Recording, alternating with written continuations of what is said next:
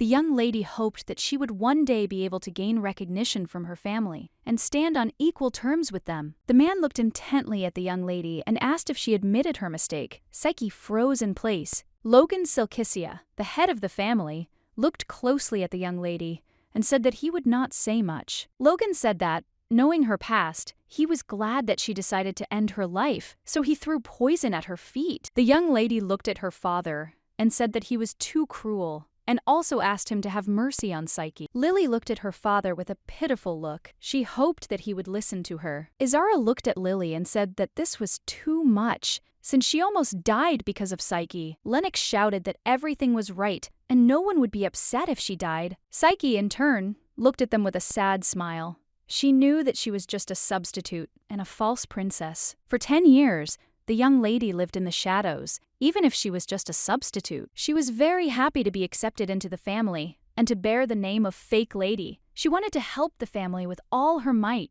so as not to disappoint them. She screamed that she didn't do it. She swore that she didn't know anything. She screamed that they could ask the maids, since it was really not her fault. She froze because water poured on her. Lennox shouted furiously that the investigation was already over, and a decision had already been made. Izara said that everything was already over, but they found something. He looked at the young lady and said that the necklace was found in her room. He looked closely at the young lady, picked up the necklace, and said that the maid was there and confirmed. The young lady froze in place. He said that if she put on this pendant, poisonous needles would come out of it. He asked if she wanted to give it to Lily. Psyche did not know what was happening, since her servant was actually serving Lily. Lily rushed to her father with tears. She told the young lady that she thought they were real sisters. The young lady, in turn, saw that her so-called family looked at her with disdain. She knew that from the very beginning. She had no place in the family. She knew that she was simply a target for the rest of the family members. She knew that if she had a chance at a new life, she would never live like this.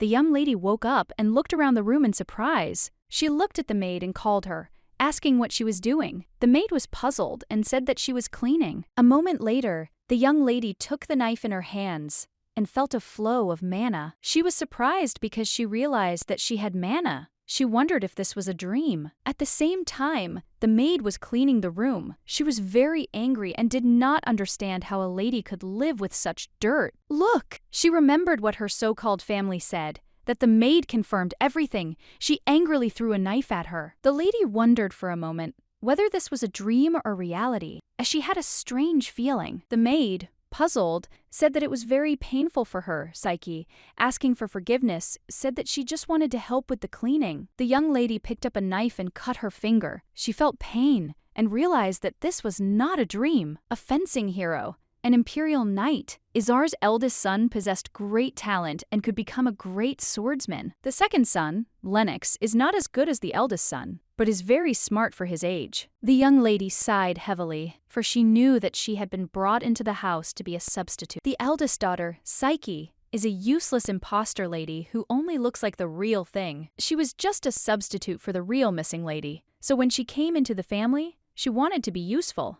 But the brothers did not want to acknowledge her. The man looked at her intently and told her to know that she was his daughter, just like the other children. She knew that this made her brothers very angry, because her older brother could not beat her in fencing, and the younger one never liked to study, because she had to teach him. The man looked closely at the young lady and said that she was doing very well. The young lady, in turn, thought that she would be recognized, but the only thing she received was a shameful death. She thought about it, because she knew that she was just being stupid. But now it didn't matter. She remembered the legend that had been passed down from generation to generation. The god of fate, who favored people, gave one chance to improve to those who deserved it. She realized that he blessed the fake on that very day. A moment later, a maid burst into the room and shouted at the young lady. Psyche looked at the maid in bewilderment, as she did not understand why she was so alarmed. The maid looked closely at the young lady and asked with a smile if she had heard that Lily had returned. Psyche, together with the maid,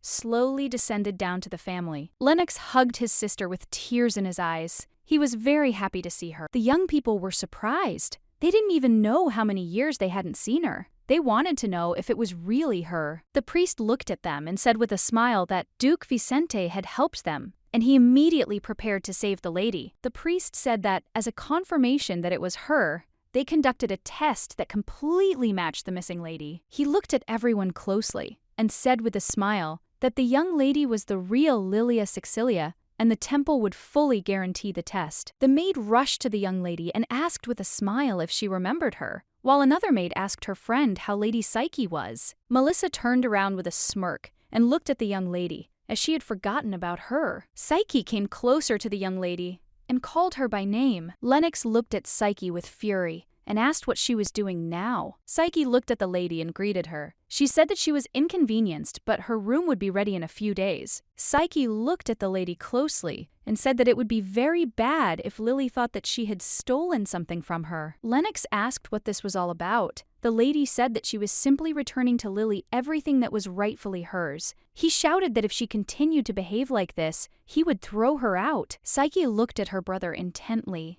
and said that he could do whatever he wanted. The young man looked at her in surprise and asked what she was talking about. Psyche looked at the lady and said that while her family was looking for her, they had appointed her as her servant, so she was now returning her. Psyche looked at the servant and called her, and also told her that she should continue to serve Lily. Lennox looked at the lady with bewilderment and asked angrily where she was going now. The young lady, in turn, knew that everything was happening just as it had been. Opening the door, the young lady saw her brother. She was a little surprised, but still invited him into the room. He looked into my room and saw the suitcase. He asked if it was true that she had decided to move. Psyche knew that if he were her real brother, he would be worried about her insincerely, and not like now. She said that she just wanted to return the room to its owner. He looked at her and told her that in that case, she should move into a room on the second floor, and he would tell her father about it. The young lady looked at her brother closely and agreed. She knew that the second floor was a guest room. She sighed heavily, because she knew that it didn't matter to her where she would live. The young lady, in turn, understood that she needed to get out of the house as soon as possible. The young lady was puzzled because she woke up with a severe headache. The maid came to the young lady and casually placed the cup on the table. She said that Isser asked her to pass the tea so that she could enjoy it to the fullest. The young lady, in turn, knew that her brother sent her tea every day to help her relieve her headache, but unfortunately, her head hurt even more. Lily looked at the maid and said that if it weren't for the Duke, she would still be living with the tribe. The young lady wondered why her past life had been so hopeless. She was taken aback, as she knew she had to hurry to get ready on time. She knew that she no longer had a maid, so she had to get ready herself. She sighed heavily, knowing that the fake princess was now an empty space in the family. The young lady slowly chose an outfit for herself. She liked it the most. She knew that it was time for her to go out. Isar told his companion that the northern monsters were very fierce, but to move forward, he needed the Emperor's support. The Duke asked him if he really thought he couldn't convince the Emperor, and Isra asked why the Emperor would support him. Isra showed the Duke that he could not see him off now, as he had too busy a schedule, and the Duke angrily shouted at his friend to stop. The Duke, in turn, wondered whether the young man would behave like this for the rest of his life. The young lady saw the Duke and came closer to him. Brandy Versteer looked at the young lady with a smile and said that they had not seen each other for a long time, and also asked how her work was. The Duke is the owner of the Violet Flame. She remembered that during her death she saw violet sparks, and wondered if he was there then. Also, the Duke was her fiancé. Psyche looked at the Duke and said that he would have a lot of problems because of the northern monsters. The Duke sighed heavily and said that she shouldn't worry about it. The young lady looked at the Duke intently and said that she could help him with this. About a year ago, intelligent monsters began to appear in the duchy, living in the nearby dungeons. The Duke gathered troops to destroy them, but the people fell faster than the monsters. Because of this incident, the Duke asked the Emperor for help, but the Emperor did not offer any help. In return, he decided to betroth the Duke to a lady from the Selkissia family, for which reason their engagement was forced. The young lady, without realizing it, fell in love with him, but they were just playing for the public. There was no close connection between them. Therefore, if their marriage is dissolved, she will be kicked out of the family, and because of this, it will become even more painful for her. The Duke looked at her and said that if she just wanted to spend time with him, he apologized in advance, as he was tired from the journey. The young lady looked at him and said that she knew the names of the leaders of the monsters that lived in the north. The Duke said he had no idea how she had learned about them, but it was none of her business. The young lady said that she would tell him about the monsters' weaknesses so that they could defeat them. The young lady timidly said that in return he would give her a promise. The Duke asked in surprise what she wanted. She said that the reason for their engagement was monsters. He asked if she really wanted to save their marriage even if they disappeared. She looked at him and said that it was not so, since she wanted to break up right away. Psyche asked him to break off their engagement as soon as the monsters disappeared. He looked at her in surprise and asked if she was serious. The young lady said that everything was exactly like that, and she wanted freedom. She said that she simply wanted to take off this burdensome ring, and that was all, since she knew that the Duke did not like their marriage. These rings are family heirlooms. They shared the owner's emotions and also determined their location. Unfortunately, there are restrictions on the rings. She knew that it wouldn't be possible to simply remove them. Emotional exchange didn't work particularly well, and the location was difficult to determine. The Duke looked at her intently and said that he would not take it off for now. She said that she knew that if she took it off now, she would immediately disappear from His Majesty's sight. Psyche said that after the monsters were gone, she wanted him to take it off her. The Duke asked in surprise what was in her favor. He said that a deal is made when both sides win. She said that removing the ring was in itself an advantage for her. The Duke said that he did not understand anything. The young lady looked at him intently and said that it didn't matter that he didn't understand. If he was willing, she would like to make a deal. The Duke slowly returned to his estate and thought about this situation. The man looked at the gentleman intently and said that he thought the request had failed. The Duke asked his assistant what would be the advantage for the young lady if she took off her ring, and the assistant asked if that was possible. The assistant said that since the princess was the Duke's fiancée, there were advantages. The Duke was puzzled and did not understand why she asked to take off the ring. The assistant looked at the gentleman in surprise. The Duke suddenly remembered her look when they finally made a deal. The Duke, for his part, knew that he had no need to think about such things. He knew he had gotten married anyway, because of the monsters. The Duke looked at his assistant and told him to move the raven to the princess. The young lady knew that the monsters of the north were unusually vulnerable to cold, so it was logical to attack them with fire. But there were also those monsters that only became stronger from the fire, as if the monsters from the south had moved to the north. The young lady knew that a magic sword was needed to destroy the monsters,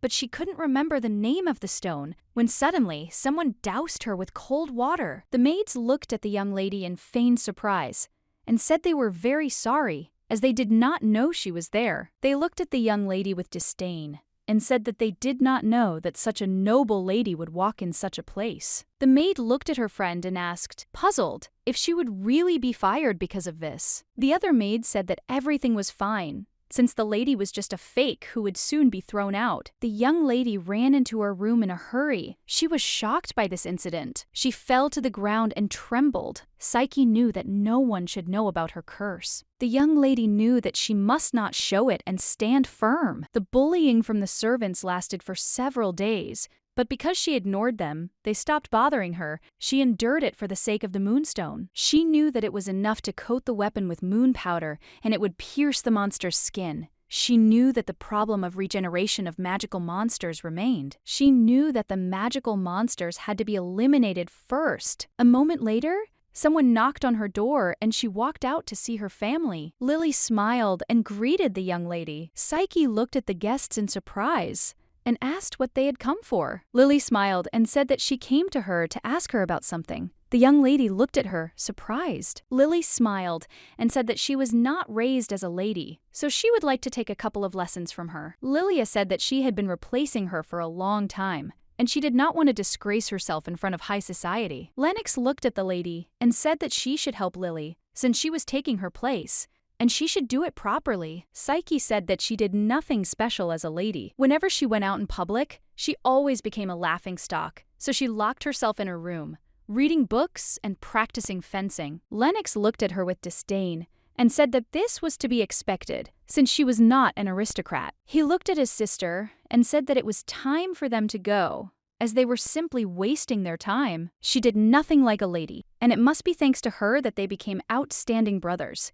She wanted them to leave as soon as possible. Lily said that she wanted to ask the young lady something. Lily looked at her and asked with a smile who Duke Ristier was, since all the people said that he would soon be engaged to her. She said that there were rumors that he was a little scary. Psyche was puzzled and did not know what to answer. Lily wanted to know if an engagement between nobles could take place at a distance. Lennox said that sister was just clarifying. Psyche said she might get through it. The young lady was shocked to hear such information. She said that it was simply terrible. Lily asked the young lady if she could meet the Duke in her place next time. Psyche, in turn, wanted to conclude a contract with the Duke at their next meeting. She did not know what to do in this situation. Lily said that she wanted to meet the Duke because she was his future bride. Psyche asked if she could ask the Duke about this, since his wishes had to be taken into account. Lily said that she understood everything. Lily said, looking at the young lady, that she was doing all this for the sake of the family. Psyche, in turn, felt very bad. The young lady was shocked as she felt her body being covered in ice. Lily looked at the young lady in surprise and called her. Psyche was in shock because she felt pain and suffered greatly. Lennox looked at his sister and told her not to worry the way Psyche did to get attention. Lennox said that she had already tried to arouse pity in this way many times. The maid knew that she no longer served the lady, and she should not approach her. The young lady, in turn, sat in the corridor and breathed heavily. She was in great pain. When Psyche woke up, she saw tea and a letter on the table. She was puzzled because she had a headache. The young lady walked slowly and cut the tea into flowers. She didn't want to receive anything more from her family. A moment later, she opened the letter and saw an invitation to a banquet in honor of the second prince's birthday. In her past life, she prepared a dress for a banquet, but she was never able to go on the day of the banquet. Someone tore her dress. She guessed that Lily might have given the order to the maid to do something like this, but this time, she did not want to go to the banquet of her own free will. Izara looked closely at the young lady and asked in surprise where she was going to go. The young lady, in turn,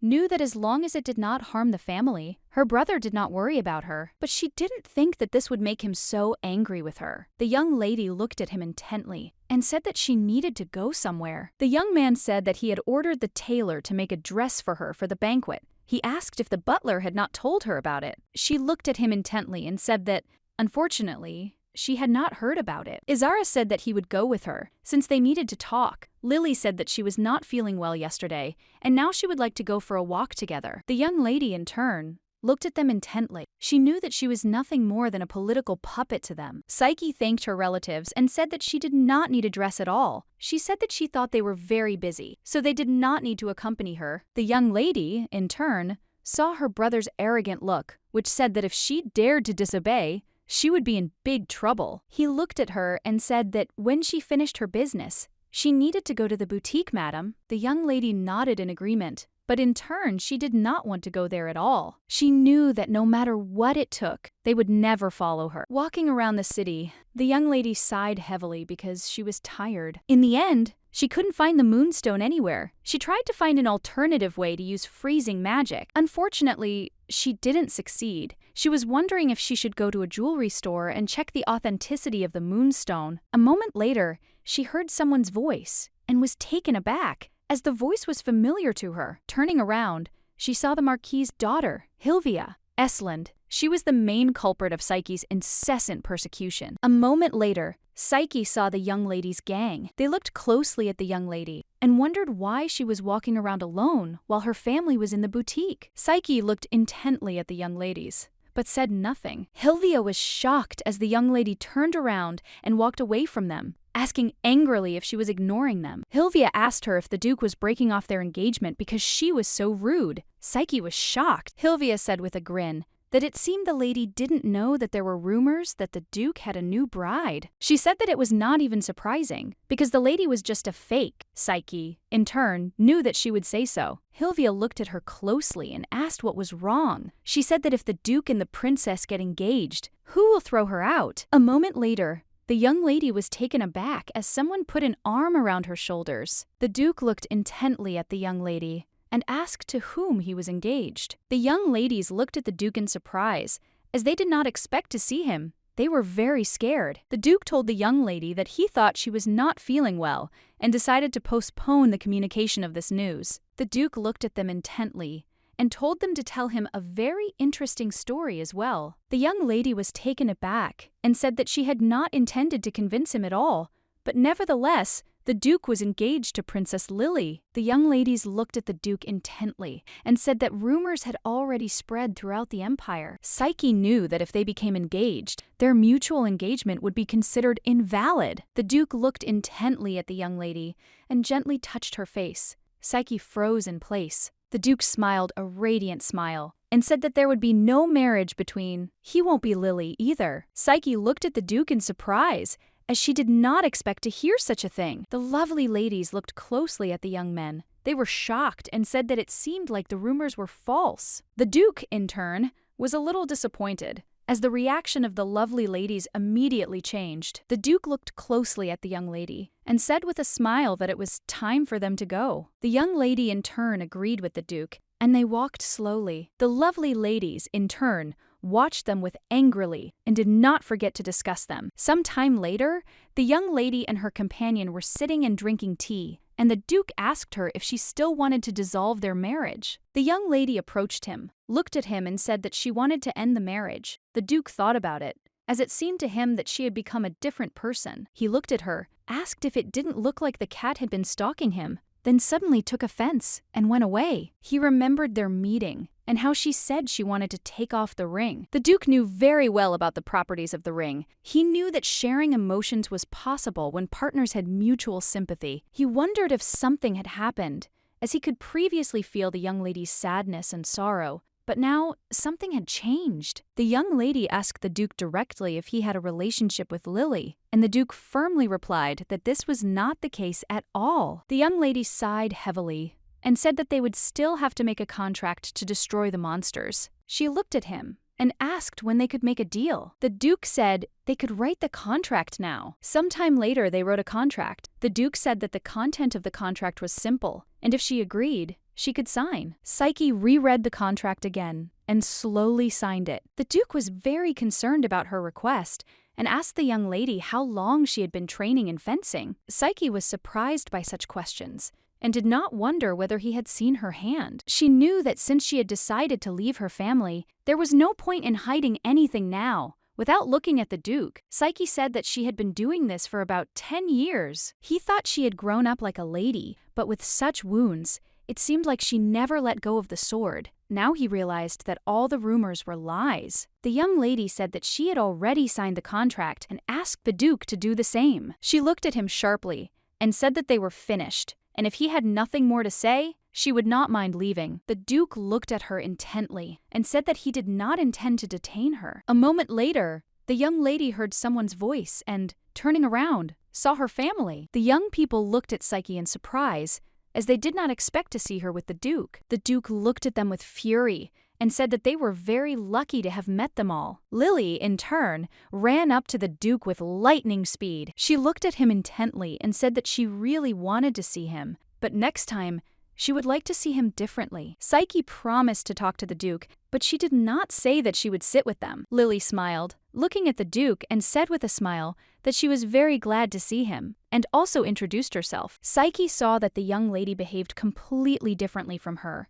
but this did not surprise her, since Lily did not know the rules of etiquette at all. Psyche knew that Lilia was good at showing her sweet side, and no one could fall in love with such a girl. The Duke looked at her intently and said that he understood everything, and also asked her to make way for him. The Duke's assistant apologized to the young lady and said that the Duke had a very busy schedule. The young lady, in turn, looked at her brothers with tears in her eyes, as she did not think that she would be rejected. Lennox told his sister not to cry, as the Duke was always rude and she shouldn't pay attention to such things. Izaro was puzzled and did not understand what it was like, as he knew that the Duke did not like Psyche at all. He knew that the Duke was either putting on a show, that he was doing well, or that he had truly fallen in love with her. He was puzzled, because it was completely incomprehensible to him. He looked closely at the young lady and asked if they were just sitting together with the Duke. Izara said that he forbade the use of the castle for gatherings, and she would live without a maid for 1 week. The young lady, in turn, said that she had no objections. She remembered how, in her past life, she had asked her brother for forgiveness with tears in her eyes, and said that she was very sorry. He looked at her and said that she was not thinking about anything at all, and also forbade her to go to fencing lessons. She knew that fencing was the only thing she could do at home. She had put up with her family, but taking away her favorite activity was too much. She looked at him in surprise and asked why he made such a decision. He said that the place where they practice fencing belongs to his family, and only family members can use it. She said that soldiers who do not belong to the family still contribute to the family, and she contributes too. The young people looked at her in surprise, as they did not expect to hear such a thing. Izara remembered that his father had told him to make her think that she was worthless, so that they could trample her pride and make her cling to the house. Izara asked the lady whether she was a member of the family or a soldier. She looked at them and said that she would not live by their rules, since she chooses what she does. The young people froze in shock, as they did not expect to hear something like this from her. Izara asked if she understood what she was talking about. He said that when the father is not at home, then his will is the will of the father. He asked if she was really going to contradict him. Psyche asked if she had ever broken the rules or disobeyed him. She remembered how everyone was whispering and saying that she was a fake. She asked if he knew how he felt about her. Lennox asked angrily when she had become so bold. Izara was, "I growing up," as I saw the intent glances of passers-by. Lily looked at her brother and asked him to calm down. Izara told him to sit down and calm down. Lennox wanted to object, but his brother said that he was also on probation. He looked at the young lady and said that he would come to her later and they would discuss the matter. She said that she would like to finish here and now. She said she would compete with the private soldiers he had assigned to the service and prove her importance to the family. Isolette looked at the Duke and said that he definitely liked the lady. He also asked the Duke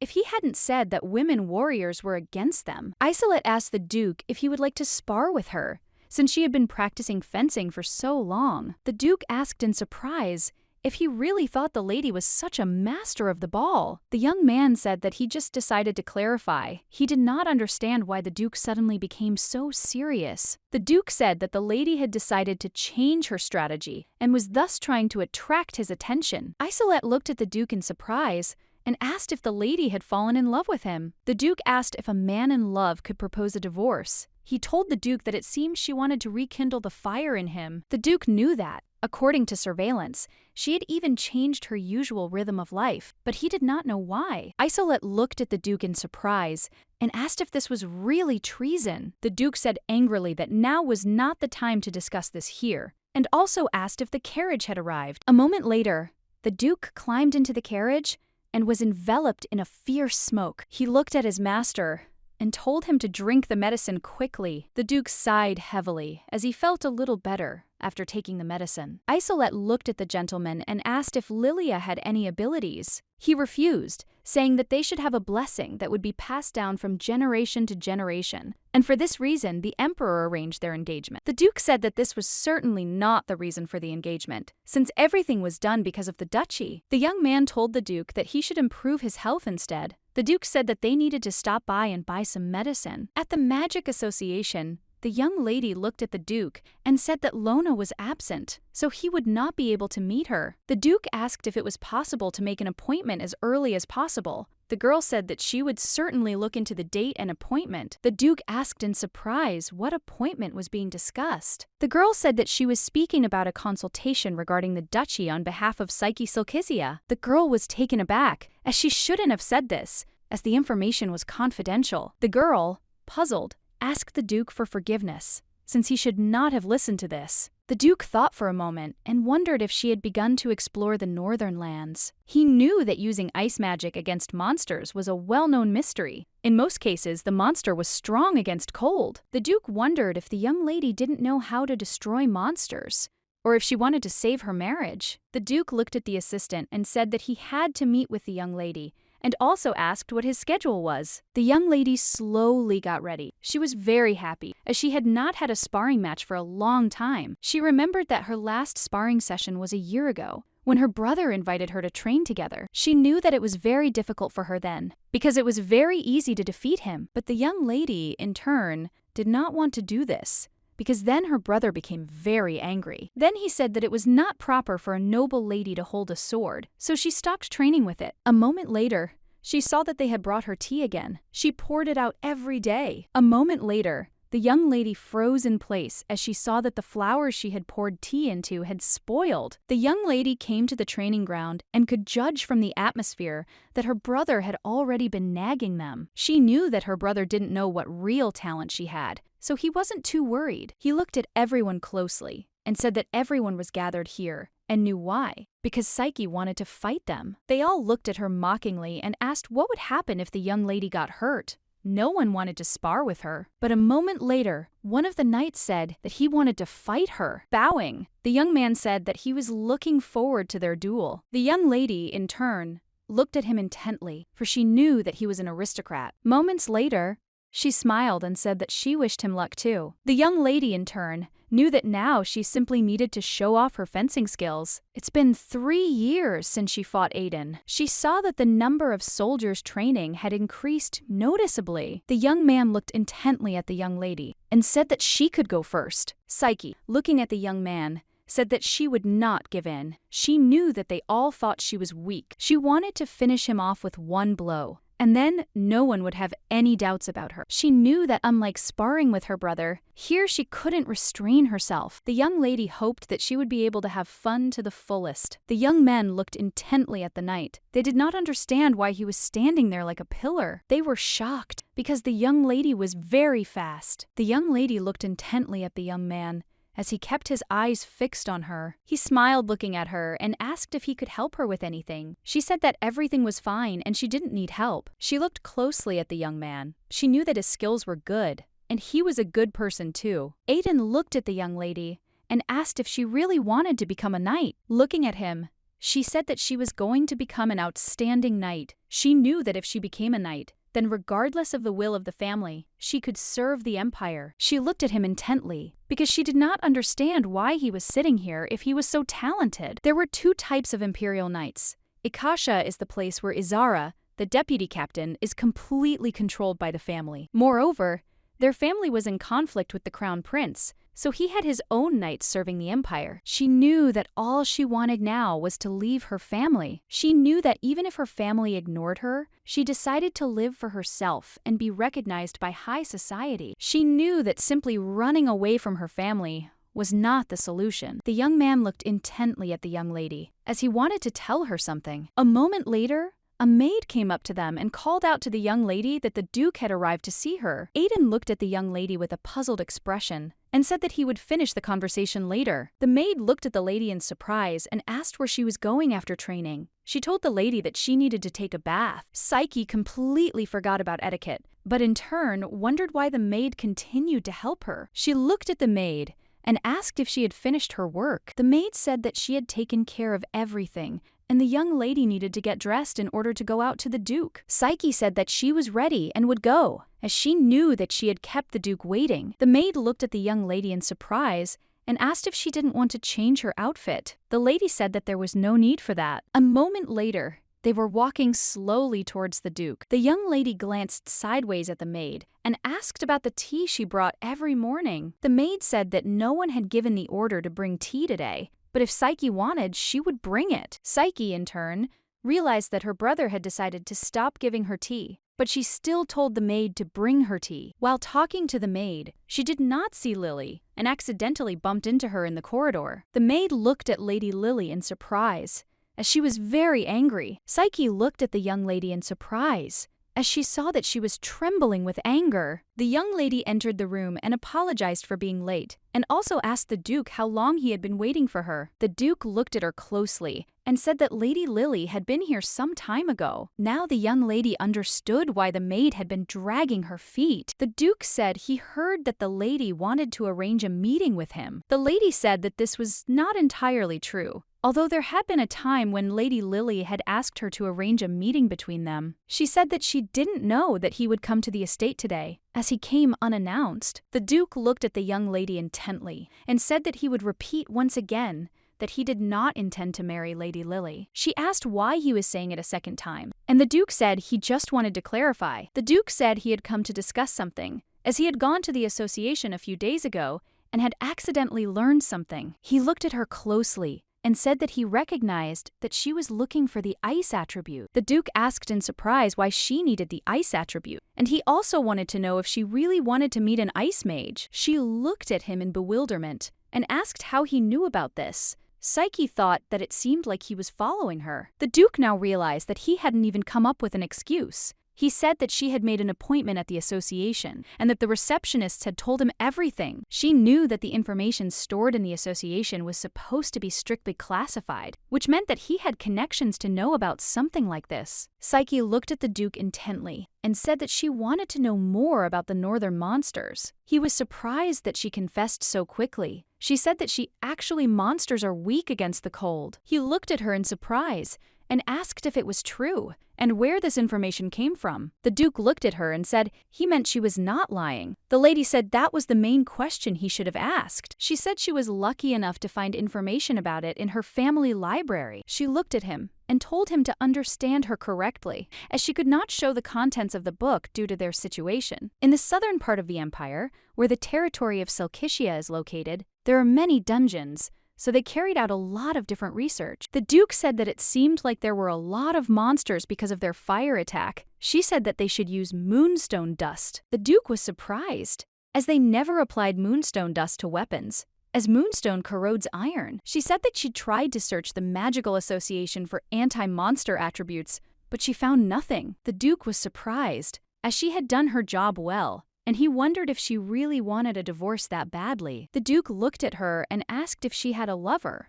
The young lady was surprised. He said that she was helping him to take the ring off her. For this reason, he assumed that she had any man. The young lady looked at him sharply and said that it was not so. The Duke said she could be honest with him since they were partners. She said she wouldn't lie to him. The young lady sighed heavily and said that due to certain circumstances, she simply needed a divorce. The Duke looked at her with a smile and said that he would never believe her. She said that she did not care whether he believed it or not. The Duke wondered why she had tried to hide this from him. He thought that perhaps his assistant was right. He knew that the lady he had known before could give up everything for her family, but now she had decided to go against everyone. He thought that something had clearly happened to her and said that since she had come so far, he would like to ask her for something. He asked if he could go to the association with her tomorrow. The young lady looked at him intently and agreed. The Duke looked at the young lady with puzzlement, but said nothing. She knew it wasn't quite what she had planned, but nothing would happen if he went with her. The young lady entered her room and saw a new bouquet of flowers. The lady looked at the maid and said that she would like to take the tea from her and brew it herself from tomorrow. The maid, puzzled, said that he had already been taken away. The young lady looked at the maid intently and said that in that case, she could go. The young lady, in turn, knew that nothing like this had happened last time. She knew that her brother gave her tea until she was completely exhausted. She drank it until her death. She couldn't believe that she would die like this, as she always believed that her family truly cared for her, but she drank a drop of poison a day. Psyche thought that it was a mistake to leave a few tea leaves at the bottom of the cup. All she remembered was a slight dizziness after she drank it. Although she could not prove anything, she knew that she would not fall for their trick again. She just had to pretend to continue drinking the poison. She knew that, judging by the state of the bouquet, the tea was indeed poisonous, and she had been drinking it for many years. She knew that they wanted to kill her. Psyche wanted to go to the temple and wash after all the work. Isolette looked at his master and said that meeting with the young lady was a bad idea. He asked the master to think again. He did not understand how the master could be in a company about which he knew nothing. He sighed heavily and, looking at the gentleman, said that at least he tried to protect him from this. He said that he really couldn't believe it, since after this meeting, the young lady could learn about his weaknesses. The Duke looked at the assistant and told him not to worry. The young lady met with the Duke. The Duke looked at the young lady with a smile on his face. A moment later, he took her hand and kissed it tenderly. The Duke looked at the young lady with a smile and said that looking at her, he knew that today would be his best day. A moment later, he said that it was time for them to go. The young lady noticed that there were a lot of people in the place. The Duke looked at the young lady and asked if she had practiced fencing yesterday. Psyche said that was true, as she practiced fencing every day. He looked at her in surprise and said that he had never heard from her family that she was good at the ball. Psyche, in turn, sighed heavily and said that they hated what she did. The Duke looked at the young lady in surprise, as everything seemed very strange to him. He wondered what the reason was. He knew that, of course, not everyone could admit that a lady could hold a sword in her hands. The Duke wondered if they should support an adopted child to raise the family's status, but he knew it would be a different matter if the lady herself did not want it. He knew that besides the possibilities, there was another catch. The lady had a chance to push the heir into the background with such talent. A moment later, the man, looking at the young people, asked them to come into the room. The young lady looked closely at the young men and asked with a smile who these impudent guys were who had come to see her. The young lady looked at the Duke and said that he was just an impudent child. The Duke looked at her with fury and asked who else was a child here. She asked with a smile if she could also call him a baby. The young lady looked at the young guests and said that they should come in and sit down. And she used magic. Looking at the lady, she asked if her name was Psyche. The young lady said with a smile that their baby had an eye like an eagle, since a very pretty lady had come with him. The Duke looked at her with fury and told her to stop mocking and talking nonsense. The lady asked what the matter was that they had come to her about. She looked at them closely and said that she understood the essence of the request, but she was interested in why they needed it. She asked what they were going to do. The young lady said that Psyche had come to place an order. She asked the Duke how he knew about it. The Duke asked if it was important now, and also asked if she had any information. The young lady smiled and said that of course she had the information. Psyche looked at her in surprise and asked if it was true. The lady said that it was, and also asked what she would get in return. Psyche said that when she made the order, she paid the expenses in advance. The young lady looked at her in surprise and said that this was the price just for meeting with her. The Duke looked at her with fury and asked what she wanted this time. The young lady smiled, looking at the Duke, and said that he was still very smart. A moment later, the young lady used magic, and the coordinates of the auction house appeared in the Duke's hands. She looked at them and said that there were rumors that the very item had appeared there.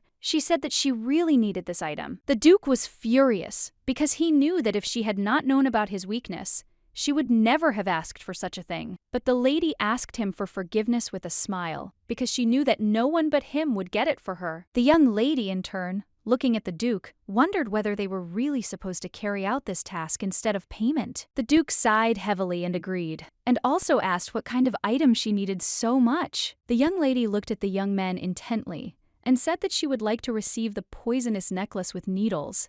Psyche was shocked as she realized what kind of necklace they were talking about. She froze in shock and could not utter a word. The Duke looked at the young lady in surprise and said that she had said earlier that she no longer wanted him because of the failure. The Duke looked at her and asked if it was worth talking about it right now. The young lady hesitated and said that she made a mistake, since a lady from the Silkichia family came with him. The young lady, in turn, thought that her assumptions were wrong, and perhaps it was a different necklace. Psyche looked at the young lady and apologized for interfering, but she was curious about the necklace. She asked what the necklace looked like. The young lady, in turn, was surprised, as she realized that Psyche was interested in it. The young lady, in turn, wondered whether the girl didn't know or wanted to make sure. The young lady looked at it and said that it was an ordinary gold necklace with a large emerald. Psyche, in turn, realized that they were thinking about the same necklace. She was shocked and wondered how this could have happened, and she was also curious why the lily necklace was at an illegal auction. The young lady, in turn,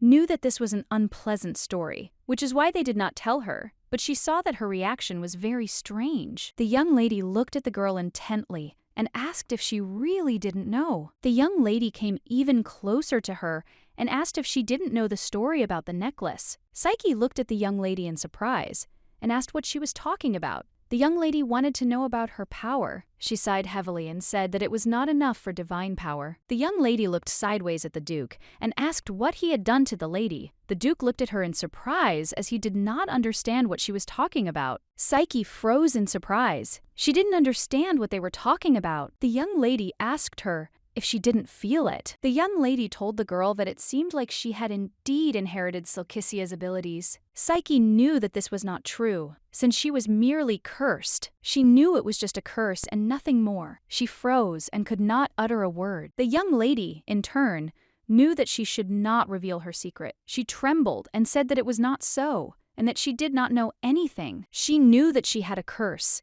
and if anyone found out about it, a bloody war would begin in the empire. The young lady looked at the girl in surprise and puzzled, asked her to calm down and pull herself together. The Duke looked at his bride in surprise. He wondered if these were the feelings of the young lady. Because of the ring, he could feel everything. The young lady approached Psyche and offered her some water and asked if she had calmed down. Psyche thanked her for her concern. She thought that it must have looked very strange. Psyche looked at those present and asked for forgiveness. She said that because of a severe headache, this sometimes happens to her. The young lady looked at the girl in surprise and said that she seemed to be very unwell and that they should end the conversation there, as she needed to rest. The young lady looked at the Duke and said that he should get the necklace at the auction, and in exchange, she would give them a magical ice attribute that could resist the monster in medicine. The Duke looked at her in surprise and said that it was very generous of her, but he did not understand why she decided to do this. She looked at him in surprise and asked if he really wanted to say that she had not been generous before. She said that actually it was an illegal auction, so it was not necessary to spend your money. She said that you could get the necklace illegally. The Duke looked at the young lady in surprise and asked if she had gone completely crazy. The young lady smiled and said that this was the most interesting thing.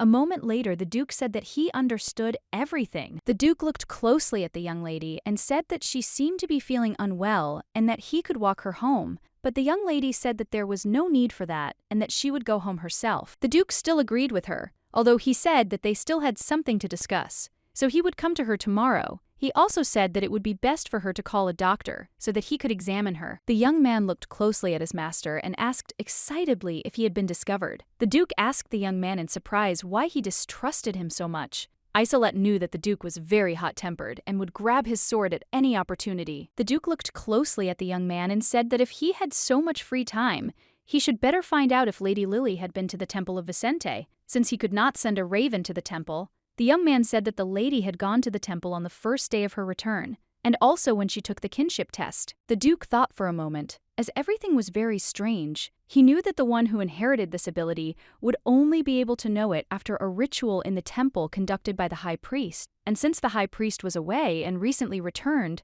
she still had not visited the temple. Long ago, during the founding of the empire, the god of fate, who favored the emperor, decided to give him a gift. Fearing that power would be given to him alone by the emperor, he begged the god to share the gift with his supporters, and the god agreed with him. Thus, 4 families emerged that received the blessing of God: Ristir in the north, Evergen in the east, Stella in the west, Silkicia in the south. At that time, only one person in one generation could be born with abilities.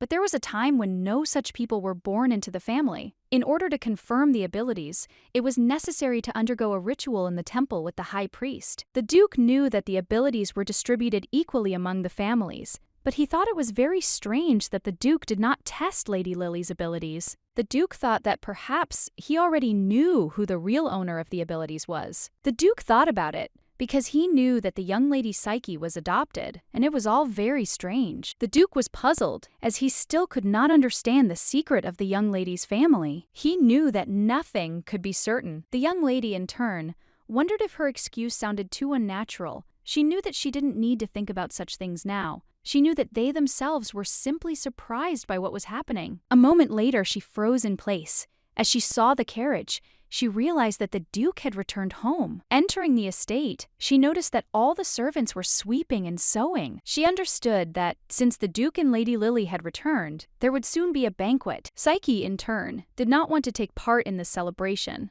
but she still knew that hardly anyone would listen to her. She wanted to pretend that she was ill. As she passed the Duke's office, she heard a noise. She was surprised because she heard that the Duke was very angry. Izara apologized to the Duke and said that he was unable to contact him. He said that Lilia had passed all the tests in the temple and she responded to his blood. The Duke shouted in rage that this was simply impossible. The Duke shouted that she could not return, since he had done it with his own hands. The young man looked at the Duke in surprise and asked what he was talking about. The Duke sighed heavily and told his son that he would find out everything, but for now he could go. He said that it did not matter how it happened. The Duke shouted that Psyche was much more important now. A moment later, he looked at the door in surprise and asked if there was anyone outside. The young man went out into the corridor. Looking back, he, unfortunately, did not notice anyone. The young lady, in turn, hid. She was trembling with fear. because she did not know what to do in this situation. Izara walked towards the young lady. She was trembling with fear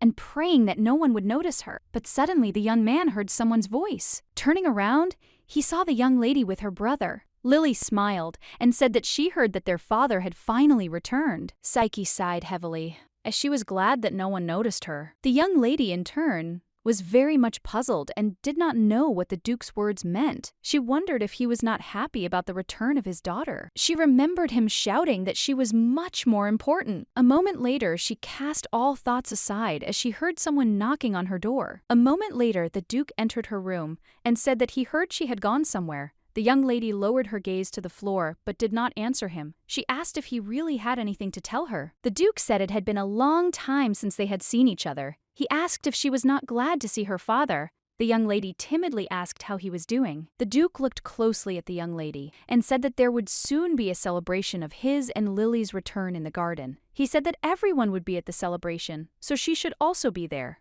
The young lady, in turn, asked for forgiveness and said that she was not feeling well. The Duke looked at her with surprise and bewilderment and asked if she didn't even want to look at him. The young lady sighed heavily and said that it was difficult for her to even move because of the pain. A moment later, the Duke's expression changed, and with a radiant smile, he took his daughter's hand and said that he very much wanted her to come to the party. The young lady looked at him in surprise, as she did not understand why he was behaving this way. Sometime later, she still decided to come to the celebration. Passing by the maids, she heard their conversation. They were whispering and discussing her. The young lady in turn was puzzled, as she saw that the Duke's behavior was very strange. She did not understand why he behaved this way, since he had never spoken to her kindly before. She knew that she needed to observe what was happening. A moment later, she saw her entire family gathered. Lily, with a radiant smile, rushed towards the young lady and said that she was very glad to see her. Psyche looked closely at the young lady and asked if it was because she looked better in comparison. Lily looked at her in surprise and asked what she was talking about. Psyche looked at the young lady with a smirk and said that she was also glad that she was back. Psyche in turn knew that if it were not for the young lady who she would continue to live in hell. Psyche, I said that they need to celebrate her return to the family. The Duke looked at everyone closely and said with a smile that today was such a happy day that his daughter had returned home. He smiled and said that although everyone already knew her, he would like to formally introduce her once again. The Duke smiled and pointed to his daughter Lily. The young lady in turn glowed with happiness. Psyche, in turn, knew that she had come to this event in vain, since there was no place for her here. The Duke looked at everyone present and said that since his daughter Lily had returned, Psyche was no longer the heir to their family. The young lady froze in shock. The Duke said that from now on, she was no longer part of the family, and she was forbidden to use the family's property, and she was no longer an aristocrat. She knew that these were the words he would say. The Duke looked at the young lady closely and said with a smile that since Lily had returned, they should also not forget that Lady Psyche was a member of the family. Psyche froze in shock as she did not expect to hear such a thing. The Duke said with a smile that Psyche was also Sulcicia, and people looked at the Duke in surprise. The Duke smiled as he looked at the young lady and said that he really hoped that she would set an example of upbringing for her. As the eldest sister of the family, he said with a smile that he relied on her very much. The young people froze in indignation. They did not understand why their father said such a thing. Psyche was in shock. She wondered why he didn't strip her of her title and put her in the family. She didn't understand why he did this, since she alone did not expect such a thing. Izara looked at his father in surprise and said that he called the girl sister, who is not their real sister. He told his father that maybe he was confused. But a moment later, the Duke angrily struck his son in the face. The Duke looked at him with fury and said that he had previously told him to be careful and watch the young lady. He shouted that she had changed and also asked his son what he had been doing all this time. The ring shouted that the one who had always obeyed him had changed. The young man, puzzled, asked his father for forgiveness. The Duke was furious and asked since when everything had changed. The young man hesitated and said that it turned out that everything had changed since the day Lily returned to the family. The Duke sighed heavily when he heard the young lady's name. He looked at his son and asked what she had been doing lately. The Duke shouted to his son that he was asking about Psyche. He said he saw her talking to a soldier. Izara said he saw her getting close to him, but he can find any reason to dismiss him from service. And other than frequent meetings with the Duke, Nothing special happened. The Duke thought for a moment and asked if the lady had decided to go to the Duke. He said that he doubted that the Duke would accept her. The young man said that he would certainly appoint soldiers to keep an eye on her. The Duke looked at his son with fury and asked how he planned to appoint someone much smarter than him to spy on her. The Duke shouted that it didn't matter how, but they had to gain her loyalty. She shouted at her son to make her understand that her place was only next to them. The young man sighed heavily and said that he understood his father's words. He was puzzled and very angry because he did not understand what was so special about the young lady. He knew that their father never had tender feelings for his children. And from the very beginning, he could not believe that Psyche was a replacement for Lily. The Duke brought her into the house from those times, pretended that he did not care about her, isolating her from everyone. He raised her daily, subjecting her to brainwashing. Isar did not understand, and for what purpose it was all. The young lady looked at the Duke intently and said that she had something to say to him. She said that she intended to go with him tomorrow. The Duke looked at the young lady in surprise and asked what she was talking about. He was shocked and asked if she really intended to go with him. He looked at her intently and asked if she was really serious about this. The Duke sighed heavily and said that this would not happen. The young lady, sipping tea, calmly said that this was the illegal auction that Mrs. Leah had mentioned. The Duke looked at her intently and asked if she knew why they were going there. Psyche looked at him intently and said that, of course she knew both of them were going to steal the necklace. She knew that there had been a similar incident in the past. Although she did not remember the exact date of everything that had happened, she knew that around the same time she had been unable to meet with the Duke. Now she knew that this time they were going with a specific goal set by her. But then the Duke also had plans with Leah. She thought that most likely he was unable to achieve what he wanted. She thought that perhaps he was unable to steal the necklace then. The Duke looked at the young lady with surprise and bewilderment and asked what she was thinking about so intently. She, in turn, could not tell him about it, knowing that he would fail. The young lady sighed heavily and said that she was not telling him this to get his permission. She said that she was simply warning him in advance so that he would cover the ring. The Duke looked at the ring in surprise as it glowed slightly. He knew that when the ring bearers were close to each other. The Duke was puzzled and did not understand why an ordinary ring would need such properties. He thought it was all very complicated. He looked at her intently and said that nothing would happen if she was far away. The young lady sighed heavily and said that she would go with him, not because she wanted to go. The Duke looked at the young lady with surprise and bewilderment. A moment later, looking at her, he asked if she was doing this so that nothing would happen. He asked if she really didn't want to break off the engagement, so she decided to ruin everything. The young lady looked at him in surprise, but did not answer. She was in shock, as she did not expect to hear such a thing. A moment later, she sighed heavily and asked if she could be honest with him. The Duke looked at her intently and said that whatever she told him now, he would listen to her. She looked at him intently and said that she wanted to end the marriage right now. The young lady said that their engagement rested solely on him. She said that he was afraid of not receiving the help of the knightly order and of falling into disfavor with the emperor. The Duke looked intently at the young lady, but said nothing. The young lady looked at the Duke intently and said that she understood him. She sincerely understood him because she had behaved the same way in the past. Psyche said that people tend to change, and she no longer had feelings for him and never had and never would. The Duke looked at the young lady intently and puzzledly, as he had not expected to hear such a thing at all. She said that under any circumstances, she wanted to end their marriage. The young lady sighed heavily and said that since they had finished their conversation, she would leave him. The Duke, in turn, shouted at her to wait, as they were not finished yet, and he was surprised that she had left so easily. The young lady, in turn, understood that she had to immediately prepare for tomorrow. A moment later, she froze in place as she saw the young lady. Lily looked at her intently and said that she had something to talk about. Lily looked at the young lady in surprise and asked how she could do this to her. Psyche looked at her in bewilderment and asked what she was talking about. Lily looked at her with fury and said that she would give her everything that was rightfully her title and engagement. Lily looked at the young lady with tears in her eyes and said that she was just a liar. Psyche sighed heavily and said that she had already returned everything that was hers. Lily was furious.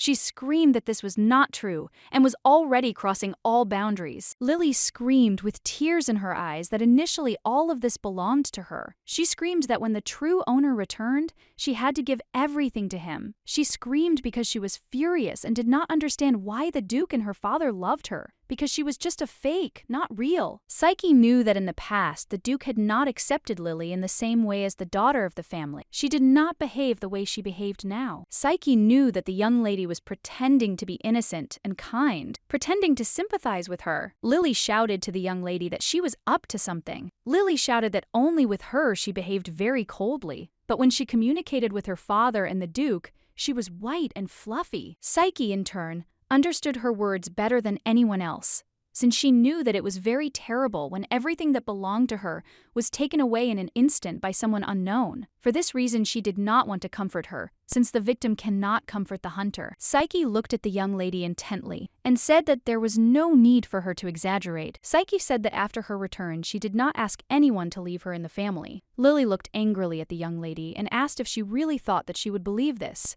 Psyche calmly said that whether to believe or not was her right. Psyche looked at the young lady intently and said that if she did not believe her, she could go and tell her father right now and insist that he send her away right then and there. Psyche looked closely at the young lady and asked if she was afraid to do this. Psyche came closer to her and told her to think carefully, because if she were to pray to her father or the Duke for anything, she would be in first place for them. Psyche came closer to her and told her to just look reality and into her eyes. Psyche looked calmly at the young lady and said that she had not done anything in particular. Psyche said that now she is trying to blame her for everything. Psyche told the young lady that if she did not want the whole world to know of her worthlessness, it would be better if she did not stand in her way. The young lady, in turn, knew that she had no plans for the coming days. She knew that this was very good. Otherwise, it could cause some difficulties. Yesterday, she spoke very rudely to a young lady, and she did not approach her anymore. She thought that the brothers would come to her in order to protect their sister, but this did not happen.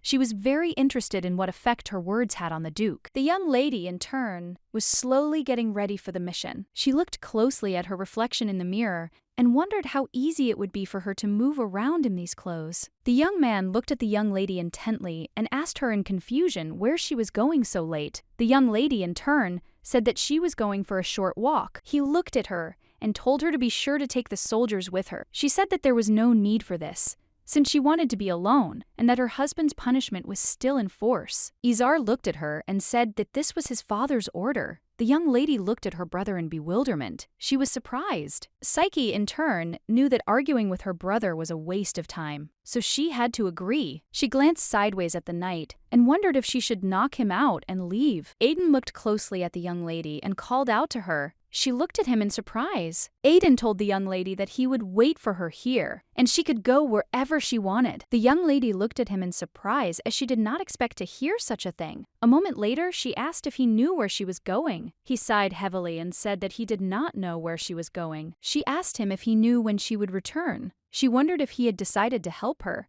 She looked at him closely, as he turned out to be very kind and attentive. The young man looked intently at the young lady and said that last time he wanted to introduce himself. A moment later, he said his name was Aiden Hillies. The young lady froze in shock, as she did not expect to hear such a thing. She knew that he was from the Baron's family, and it was one of the families that served Silixia. The Baron himself was remembered by her as a very vile person, and they were completely different from each other. She wondered if the Baron was such a greedy person that he sent his son to serve another family. He looked at her intently and said that he has no contact with his family, and he left from there. The young lady looked at him in surprise, as she did not expect to hear such a thing. Aiden looked at the young lady intently and said that, simply put, she could trust him because he, like her, had nothing to lose. The young lady looked at him in surprise and asked why she should trust him. He said there was a way to test it, as he wanted her to go with him to the Temple of Fate. The young lady knew that you had been telling her to go to the temple a lot lately. She also knew that this was not surprising. She looked at him intently and said that she was very sorry, but these checks were no longer useful, since the young lady had returned to her family and there was no need for her to go there. He looked at her closely and said that this was not what he was telling her. She did not want to believe his words.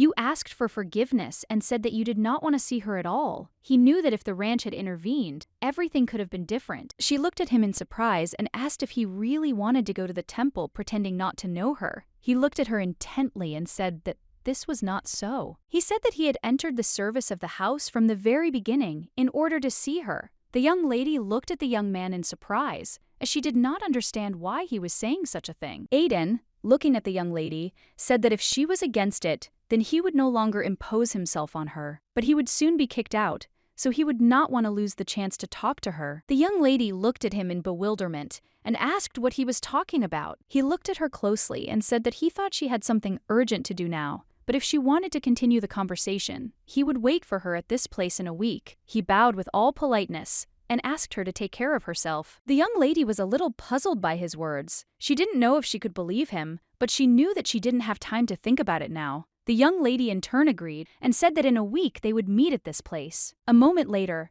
the young lady took out a cape and gloves. She wanted to disguise herself so that no one would recognize her. She sighed, because she could not imagine that she would use the bracelet in such a way. She knew that if she charged it with mana and spun it a few times, her appearance would change. The young lady, in turn, wondered if she was going in the right direction. She knew that although this magical attribute disguised her perfectly, she took it because she was afraid that she might be recognized. She knew that the imperial family had rented the building for illegal trade, and judging by the ring, the Duke should already be inside. A moment later, the young lady approached the man and told him the password that would let her inside. She knew the Duke thought she couldn't get inside on her own, but she had learned the password to enter the auction house beforehand while she was dealing with her brother's affairs. A moment later, the man looked at the boy and said that he could come out. The young lady, in turn, knew that the Duke had gone a different way than the one Leah had spoken of, but she was still very worried and wondered if he was okay. She thought that he might have decided to check out the situation. After some time, the young lady was already sitting in the hall where the bidding was taking place.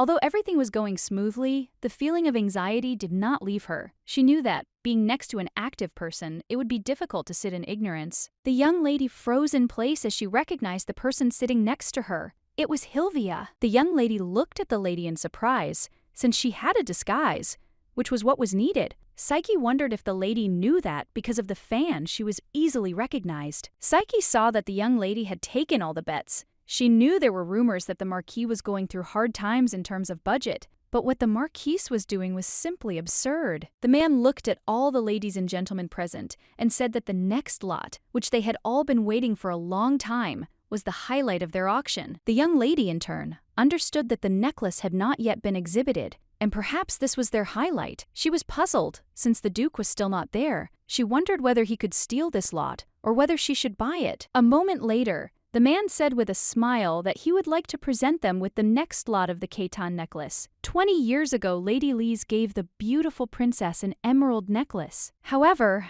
the necklace was a secret. It could bristle with poison needles. Before the crown princess put it on, the death of the maid who stole the necklace and put it on was investigated. As a result of the investigation, Lise was arrested for the attempted murder of the princess. 2 years after the crown prince took the throne, he showed mercy to her, as her family was of great importance in the empire. The young lady was puzzled and thought that this was very strange, since if it was about an attempt on the life of the imperial family, then the punishment should have been immediate execution. She knew that he allowed her to be released from prison. She understood that the story seemed to be real, but such a delusional one from the point of view of the law. The young lady was in shock. She didn't understand why she was dragging others along with her if she had decided to die herself. Psyche was a little puzzled and didn't understand why she was feeling so strange now. A moment later, a terrible explosion thundered in the hall. The young lady, in turn, wondered if the Duke had caused the explosion. Looking at the ring, she realized that he was inside the building. Everyone present was in shock, didn't understand what was going on. They shouted that it was very dangerous and they needed to get out of the building as quickly as possible. The man looked at everyone present with a puzzled smile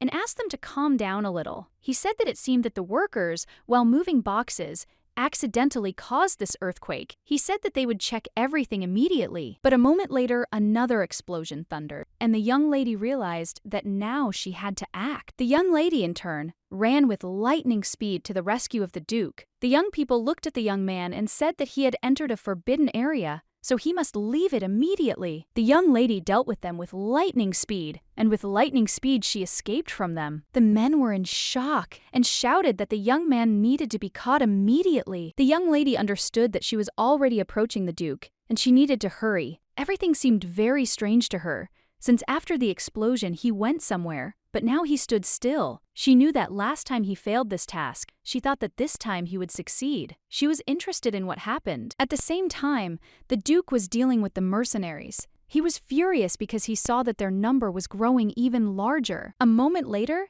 he was surrounded and men were shouting that they needed to block the exit. They couldn't let him out of the building. They looked at him with fury and shouted that he was finished. A moment later, the Duke was dumbfounded. He wondered if someone else had broken in. A moment later, he saw a young man dealing with the mercenaries. The Duke froze in shock as he saw silver hair. A moment later, he saw his ring glowing on his finger. He looked closely at the young man and realized who he really was. He remembered the young lady saying that her family didn't like her way of doing things. He looked at her with surprise and a smile, because the spectacle was worth it. He knew that the young lady undoubtedly had talent, and that her brothers were simply insignificant in comparison to her. The Duke, in turn, understood that it was more difficult than he thought, since it was difficult to overcome such a number of people at once. A moment later, the young lady came closer to him and asked if he had found the necklace. The Duke sighed heavily and said that it was a trap, and the necklace turned out to be a fake. The young lady froze in shock as she saw the wound on the Duke's arm. The Duke said with a smile that it looked like there was a curse on the necklace.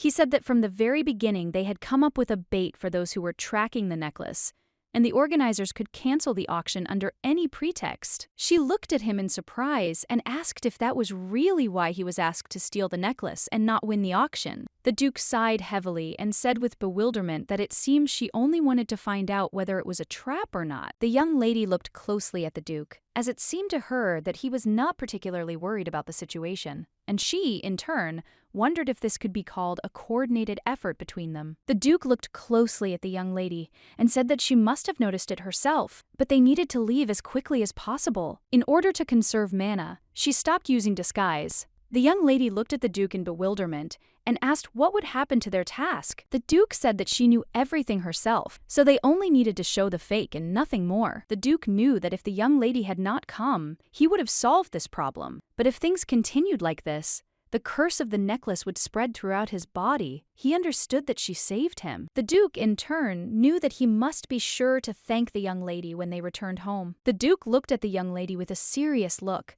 and asked if she would like to spar after they returned. The young lady looked at him in bewilderment. Psyche was very surprised. She said that she had heard that he had rejected many challenges to a duel, explaining this by the lack of skill of the opponent. The Duke looked at her with puzzlement and bewilderment and asked what she meant. The young lady in turn smiled as she realized that the Duke recognized her skills in swordsmanship. A moment later, she agreed with a smile and said that she would like to fight him. The Duke looked at the young lady with surprise and puzzlement, for he saw that she smiled, and he smiled back and thought that her smile was simply beautiful. The Duke was shocked. He thought that he must be crazy to think about such a thing. A moment later, he pushed her away and shouted at her to be careful. The young lady fell to the ground, and the Duke, in turn, crashed into the wall. Psyche was in shock. She did not understand what was happening at all and shouted to the Duke, but he did not answer. The Duke, in turn, realized that this blow had returned control of the flame to him, was furious,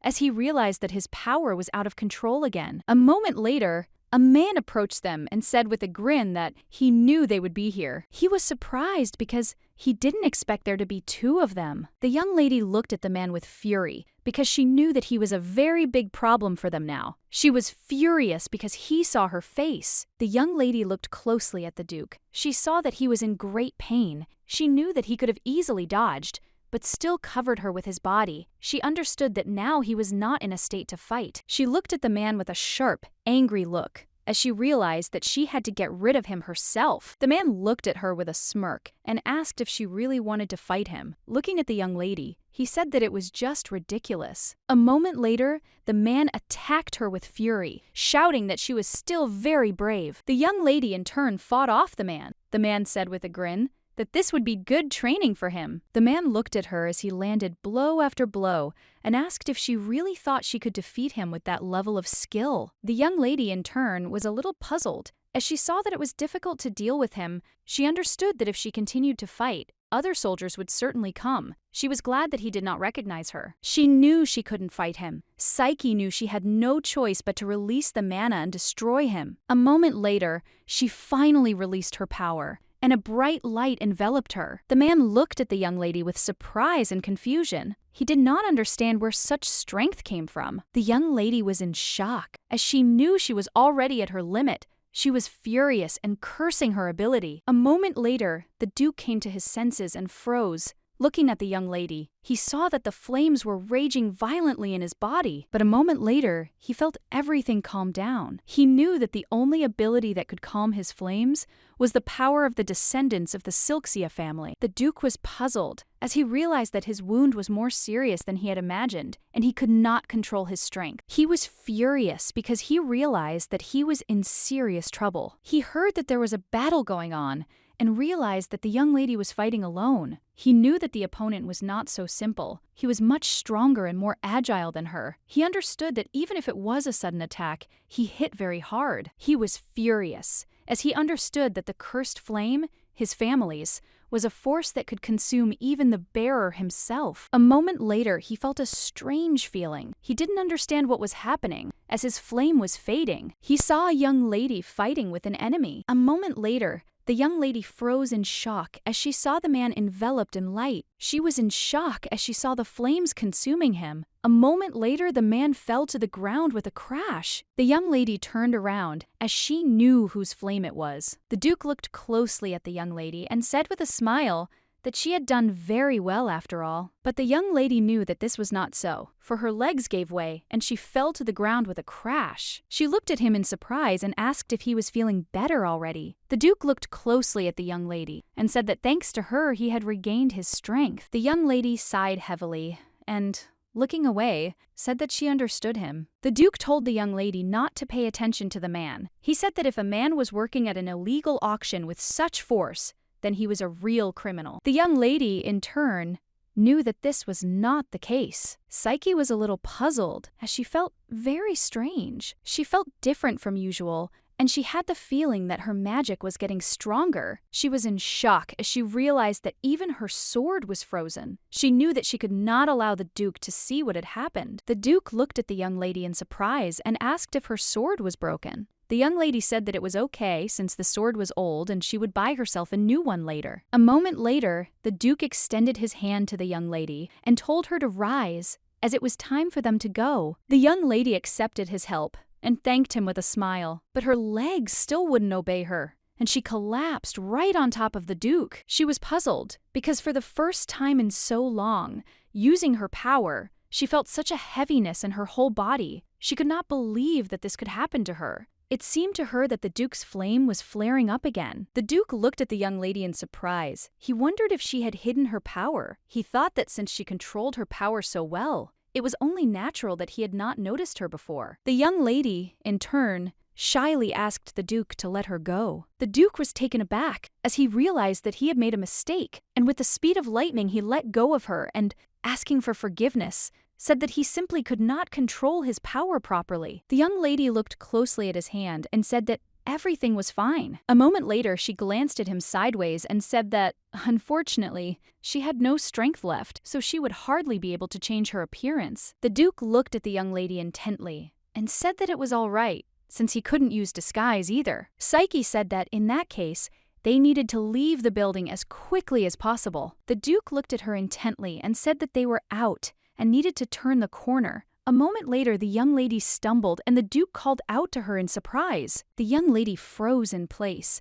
as she felt very ill. A moment later, she fell to the ground and the Duke managed to catch her. He screamed, but there was no answer. The young girl was very cold. She wanted to eat. Her whole body ached. She was puzzled and did not understand why no one came for her. She wondered if that person had really abandoned her. The maid looked at the young lady with a smile and asked if she was awake. Psyche looked at the maid with surprise and confusion and asked where she was. The maid smiled, looking at the young lady, and said that she was at the Duke of Rastier's estate. The young lady was shocked because she did not expect to hear such a thing. Leah looked at the Duke in surprise and asked if he was still alive. The Duke looked at her with surprise and a smile and asked if he had really upset her so much with this. The young lady did not answer, but a moment later she asked, "What about the necklace?" The Duke put the necklaces on the table and asked her if she knew that the necklace was a fake. She looked at him in surprise and asked if it was true, and also asked if he had figured it out himself or if someone had helped him. A moment later, she handed him the medicine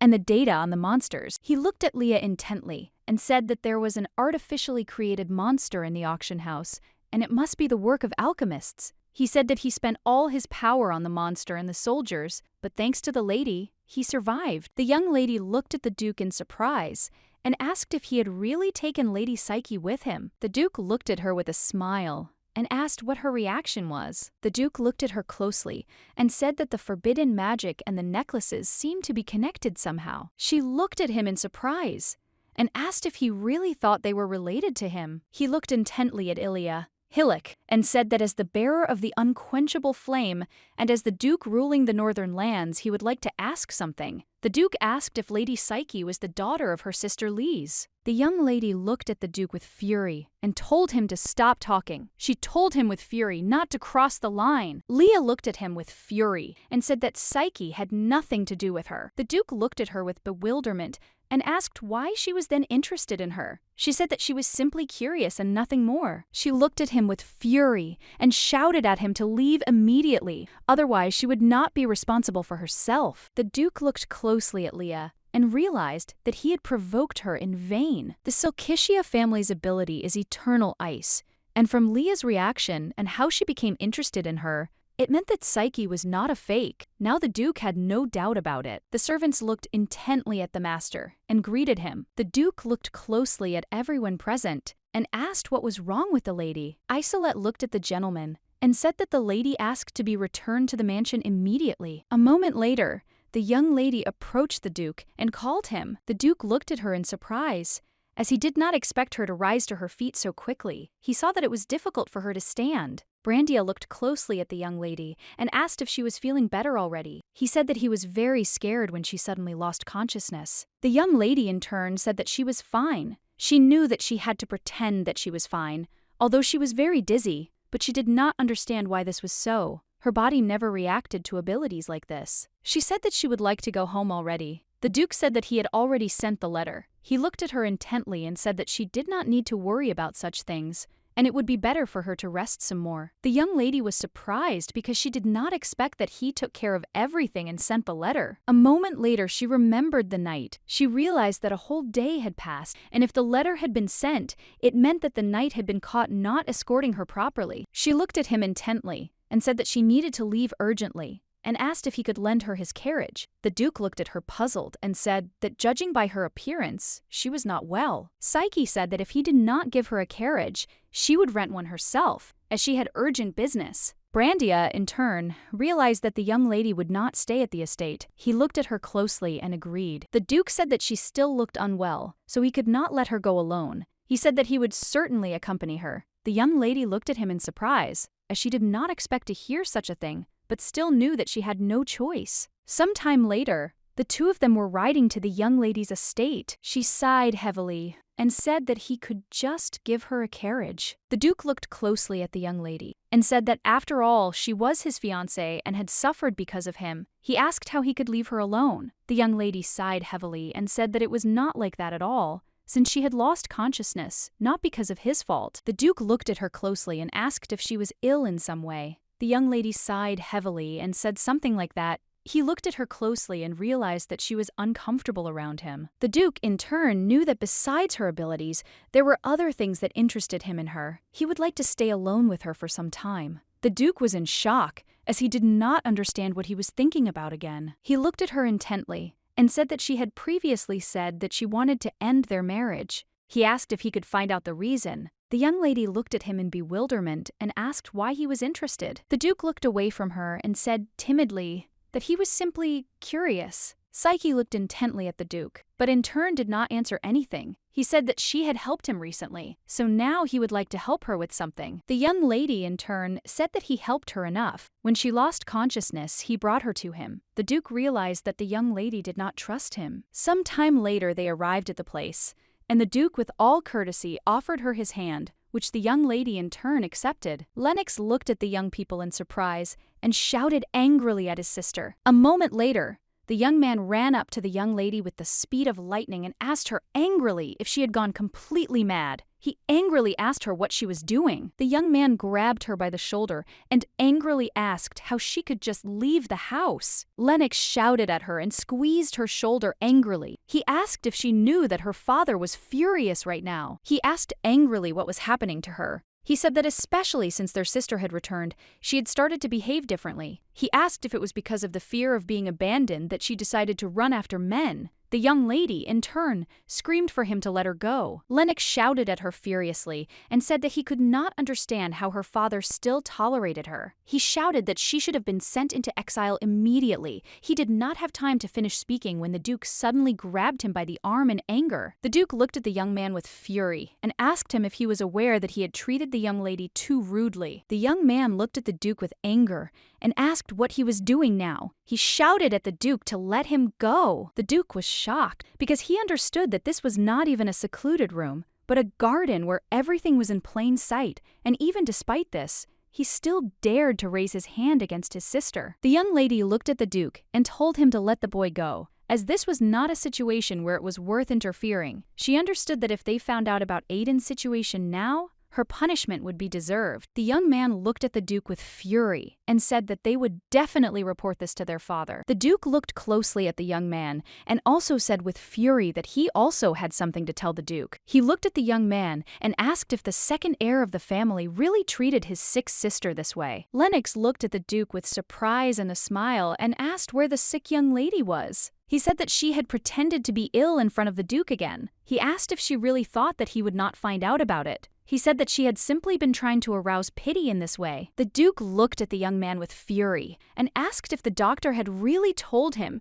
that the young lady was pretending. Lennox asked in bewilderment why they had to call a doctor for this. He said that it was obvious. He looked at the Duke with a grin and asked if he really believed this fool. He said that she just wanted to attract attention to herself. The Duke looked at the young man with fury and said that he was not the head of the family, and not even the successor. So for him, his words were just empty sounds. The Duke said that he did not even think that he had any value in the family. Lennox looked at the Duke with fury and asked what he was talking about. Izar approached them and, looking at the young people in surprise, asked what kind of noise they were making. Izar was surprised because he saw the Duke. He did not expect to see him at their estate. Lennox ran up to his brother with lightning speed and began to complain about the Duke. He said that the Duke had grabbed his arm very painfully. Izar looked at the Duke with bewilderment and said that he had never thought that he was such a vile person. At him with fury and a grin, Izar, and asked what he was talking about. The Duke asked if this was really better than being a faithful dog on a chain. He looked at the Duke and said that if this was all he had to do,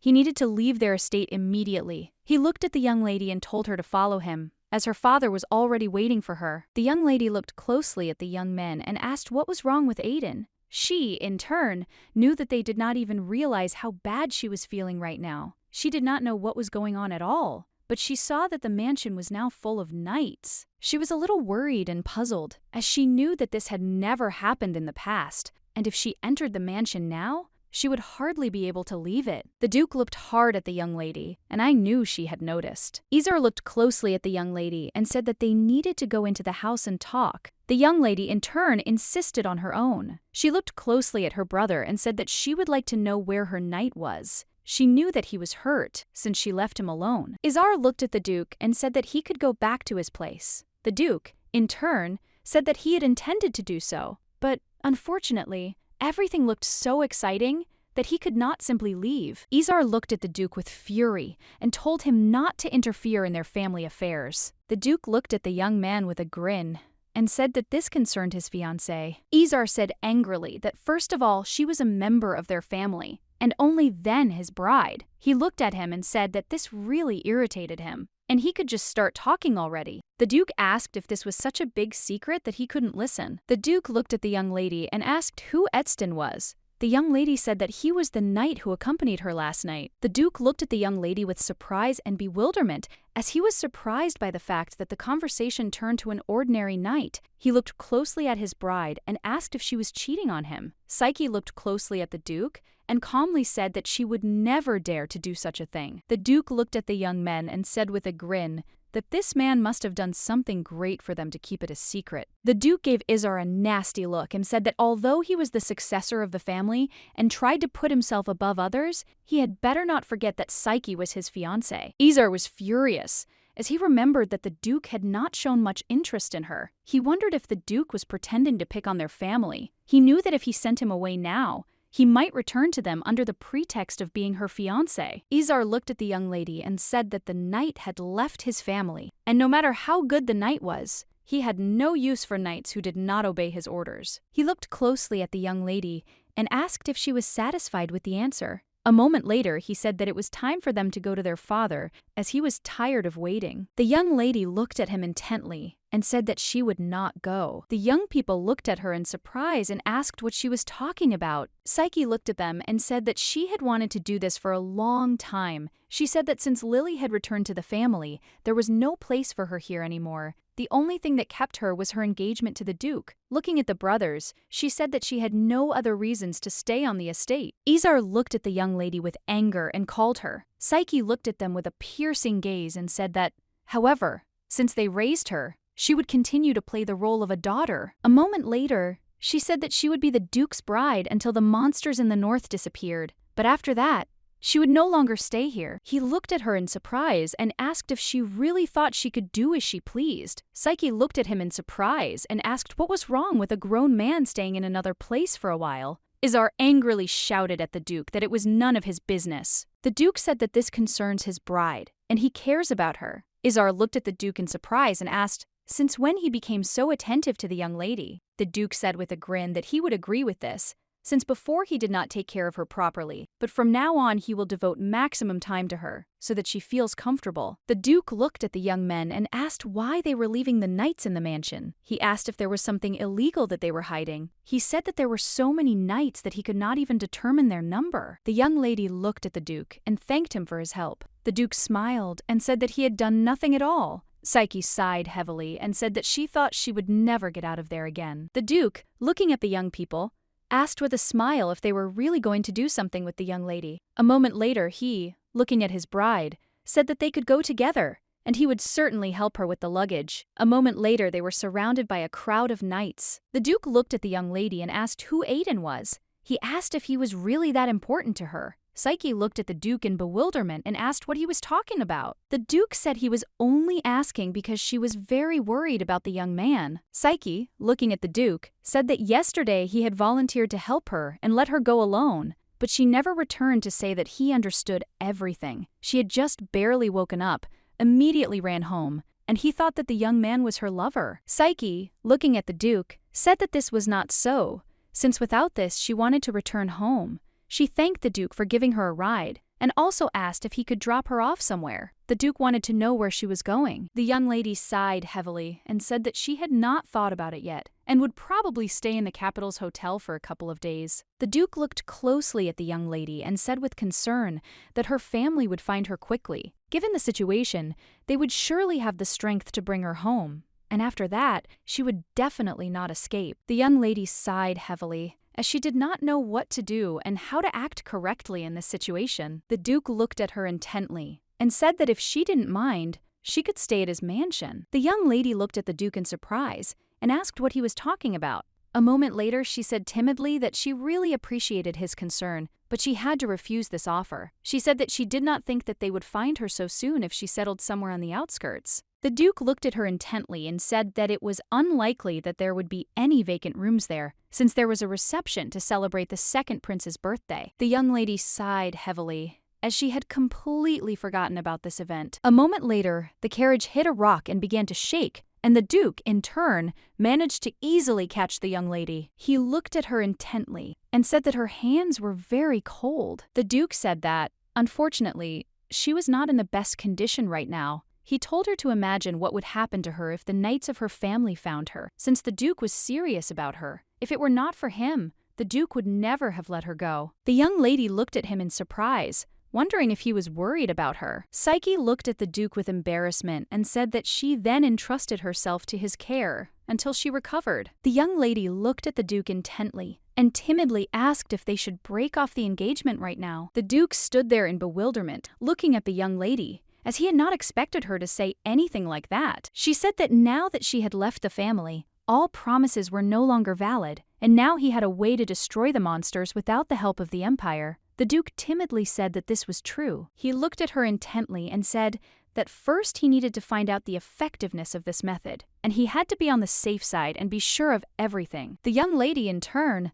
looked intently at the Duke. She knew that he had openly challenged her family and was now unlikely to receive any support from them. She sighed heavily and said that she understood him. A moment later, she asked if it would be okay if the monster population decreased, knowing that when the monster population decreased, then they would talk about breaking off the engagement. The Duke shouted furiously at his subordinates. The Duke looked at the young people in surprise and asked what Duke Rastir was doing. He shouted that it was a kidnapping. The Duke looked at the young lady in surprise and asked if he was taking her away by force. Psyche looked at everyone intently and said that she was leaving of her own free will. The Duke was furious and couldn't understand how this had happened. He couldn't understand when everything had gone wrong, since he had even acknowledged her as his daughter in front of everyone. The Duke, in turn, knew that the young lady had to live quietly and peacefully in their house, obeying them. Izara entered his father's office and asked if he had called him. The Duke handed the young man a piece of paper with blood on it. He told him to pass it on,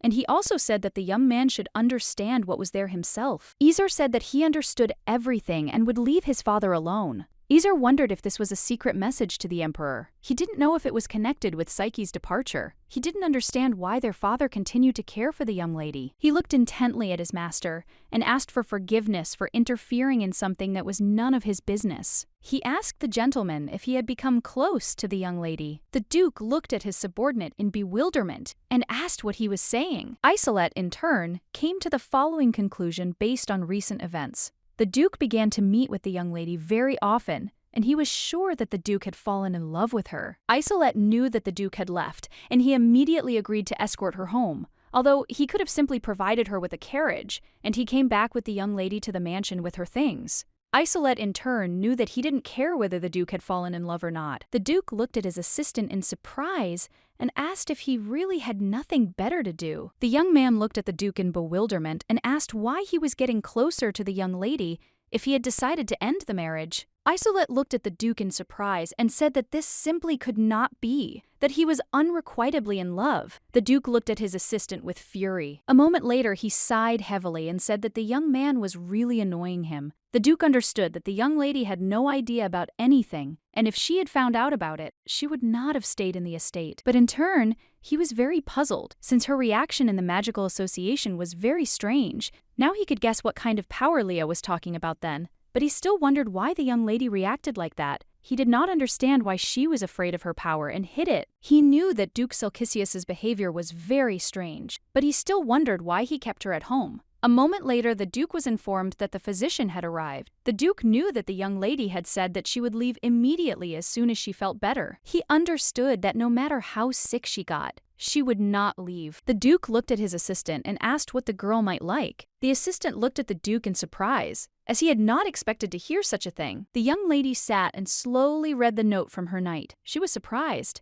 as her brothers said that they drove him away. But however, he had time to leave her a note in her room. She sighed heavily, as she realized that their meeting was still on. A moment later, she heard someone knocking on her room door. The Duke walked slowly into the room and told the young lady that he had brought a doctor to her. The doctor smiled, looking at the young lady, and said that it was a great honor for him to meet her. The young lady, in turn, politely greeted him. The doctor said that he had heard that she was seriously ill with something. He asked if he could examine her. Psyche looked at the Duke in surprise, as she thought that he would simply give her a room. But everything turned out to be much more serious. The Duke looked at the young lady closely and said that he would not charge any fee, so she would just have to let the doctor examine her. The young lady, in turn, wondered if this was a hint for her to get well soon and go away. The Duke said that if she was uncomfortable, then he could go out, Psyche said that everything was fine and he could stay. Looking at the doctor, she said that sometimes she suffered from headaches. She knew that everyone said that she was fooling around, but they could not understand her. The doctor frowned for a moment as he looked at the young lady. Then he looked at the Duke and said that they seemed to have symptoms. The doctor asked the Duke if they had anything in common. The Duke was surprised, as he did not expect to hear such a thing. The doctor said that he felt that the young lady had the same accumulation inside her body as the Duke, but in their words, they had a foreign admixture. The Duke thought for a moment, as he knew that they couldn't have a similar illness, since its symptoms were due to medication, and the young lady's family's abilities did not harm the host, so he knew there was no need to suppress it. The doctor looked at the young lady and asked if she had taken any medication. The lady said that she had not taken anything. A moment later, she was taken aback. Then what did she remember? She said that they brought her tea every morning, which her brother made. The doctor looked at her and asked how long she had been drinking it, since he needed to know the period. The young lady thought for a moment and said that she had been taking it for about 10 years, for sure. The Duke realized that he was deliberately suppressing her abilities. The Duke understood that, judging by the reaction, Duke Silkisia and Izar knew about everything and did everything on purpose. The young lady looked at the doctor intently and said that it was very strange, because when her headaches started, she drank tea, and the pain gradually subsided. The Duke looked closely at the young lady, frowning, knowing that when the power awakens, the body resists foreign stimuli. Because of this, the young lady experienced pain, and in the process she adapted to this medicine. The Duke was shocked and wondered how long the young lady had been in the dark. He didn't know if he could tell her about it. The young lady looked at the Duke in surprise, as she did not understand why he was so worried. He looked at her intently and asked if she knew what her family's strength was. She looked at him in confusion and asked if it was eternal ice. She looked at her and asked if she knew about it, or if she was just pretending not to know anything. The young lady looked at the Duke in bewilderment and asked what he was talking about. He was shocked, wondering if she really didn't know anything. He understood that she had seen her abilities, but if the abilities had appeared recently, she didn't seem to understand it and must be unaware. The Duke sighed heavily and said that he didn't even know where to begin, but he had recently learned about it at an auction house. A moment later, a bird knocked on their window, and the young people looked at the raven in bewilderment. The Duke looked at the bird intently and told it to wait. He didn't understand what all the rush was about. A moment later, the raven signaled to the Lord,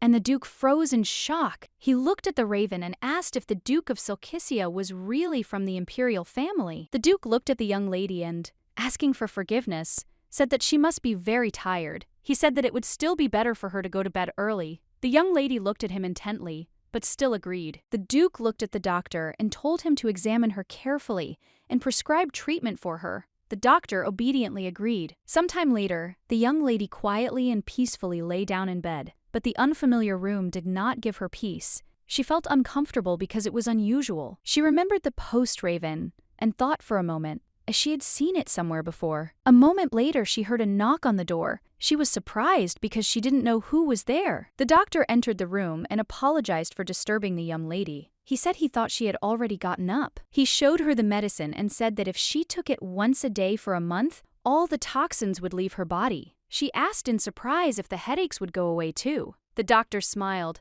looking at the young lady, and said that all her pain would go away. The young lady took the pill with disbelief and drank it. She froze for a moment, as she was very surprised. She could not understand what he meant by the impurity then, but now she felt as if her body had come to life. The young lady was amazed and very surprised, as she had not felt so well for a long time. The doctor asked the young lady with a smile how she was feeling. She sighed with relief and said that she felt much better. The young lady knew that they had agreed that she would not leave until she recovered, but now she thought that she could leave. The young man looked at the young lady with bewilderment and said that this was not possible. She looked at him in bewilderment and asked why. He said timidly and puzzled that he couldn't tell her, but in turn, he knew that it was all because he hadn't slept all night because of the Duke's order to make a list of everything that might please the girls, and now the lady who was supposed to receive it all decided to just up and leave. He understood that he had no authority to stop her. Although the Duke denied everything, he was in love with the young lady. The Duke looked at his subordinate and said that he had urgent business,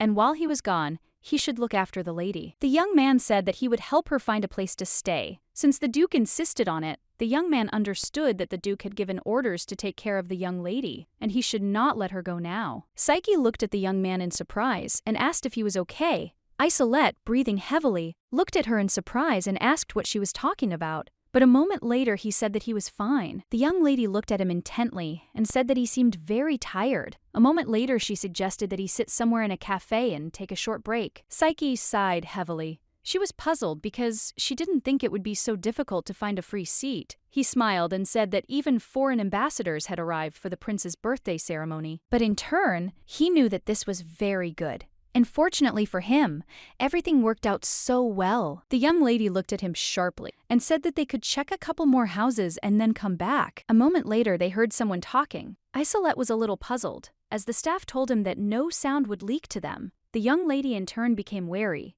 as she recognized the voice. A moment later, she listened closely and realized that it was Lady Lily and Hilvia talking. Esland! Hilvia told her companion that no one would hear them either, as sound-muffling magic had been cast, so she could speak freely. She asked what had happened to Lady Psyche, and the young people froze in bewilderment. The young lady looked at her companion and gestured for him to be quiet. Lily, in turn, sighed heavily and said that the young lady had left the house. Hilvia was shocked and asked how this could have happened. Lilia sighed heavily, and with tears in her eyes, she said that the day before she hid from the guards and ran away. A moment later, she said that the young lady, as soon as she returned, began to be rude to her family, who were so worried about her. Lily said that after this incident, she left the house, and her father was very shocked and fell ill, and the brothers rushed in a hurry to look for the young lady. Psyche noticed that the girl did not say anything about Duke Rastir. Hilvia asked in a rage if the young lady understood what she was doing. She did not understand why the Duke kept her in his house. Lily hesitated and said that she wasn't sure,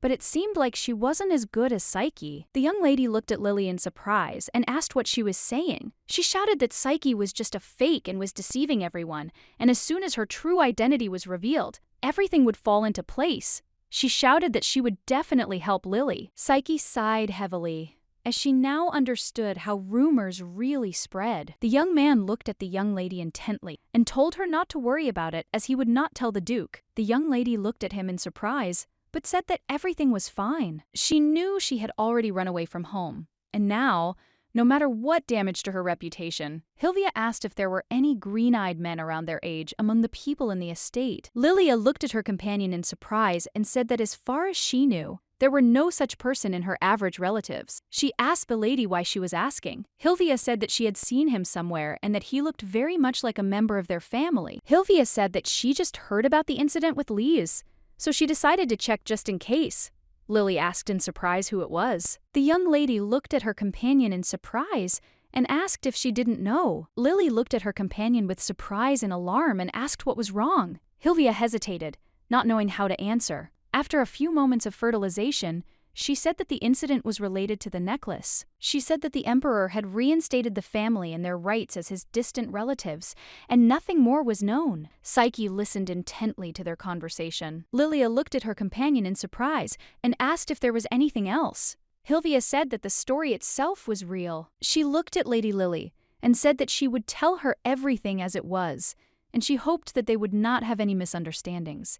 She was just surprised that the daughter of the Silkia family did not know about this. She said that Silkisia is the family previously mentioned Lise. The young lady in turn was shocked, as she did not expect to hear such a thing. She sighed heavily and said that she had no idea about it. She was puzzled and said that it was the first time they had heard about it, but still wondered why no one had told her about it before. The young lady sighed heavily and said that it was not surprising, because the story was very terrible, and even the imperial family did not remember it. Hilvia said that, whatever the reasons, pardoning the criminal was a very controversial decision, and there were many assumptions, and the truth was hidden. She sighed heavily and said that she did not know, but perhaps His Majesty did the right thing. The young lady sighed heavily and said that she understood everything, and also thanked her companion for telling her everything. She looked at the young lady and asked if she knew what happened to the necklace. She wanted to know if it was with the imperial family. Hilvia said that as far as she knew, the necklace was stolen, so it was listed as missing. Lily sighed heavily and said that it was very unfortunate, since she wanted to look at him. Psyche thought for a moment, Since she realized that the lady of the necklace was more interested in than that incident, she wondered if everything that happened to her then was the work of the young lady. Lily asked her companion if she knew who had stolen it. Hilvia said that the young lady seemed very interested, but a moment later they noticed that the device that was muffling them was not working. Psyche looked at her companion and said that they could come at any time and check whether anyone had heard them or not, so it was time for them to leave. The young man looked at the young lady intently and said that it was too late to look for an inn, and he was sure that everything was occupied, so he asked her to return to the mansion. The young lady in turn agreed,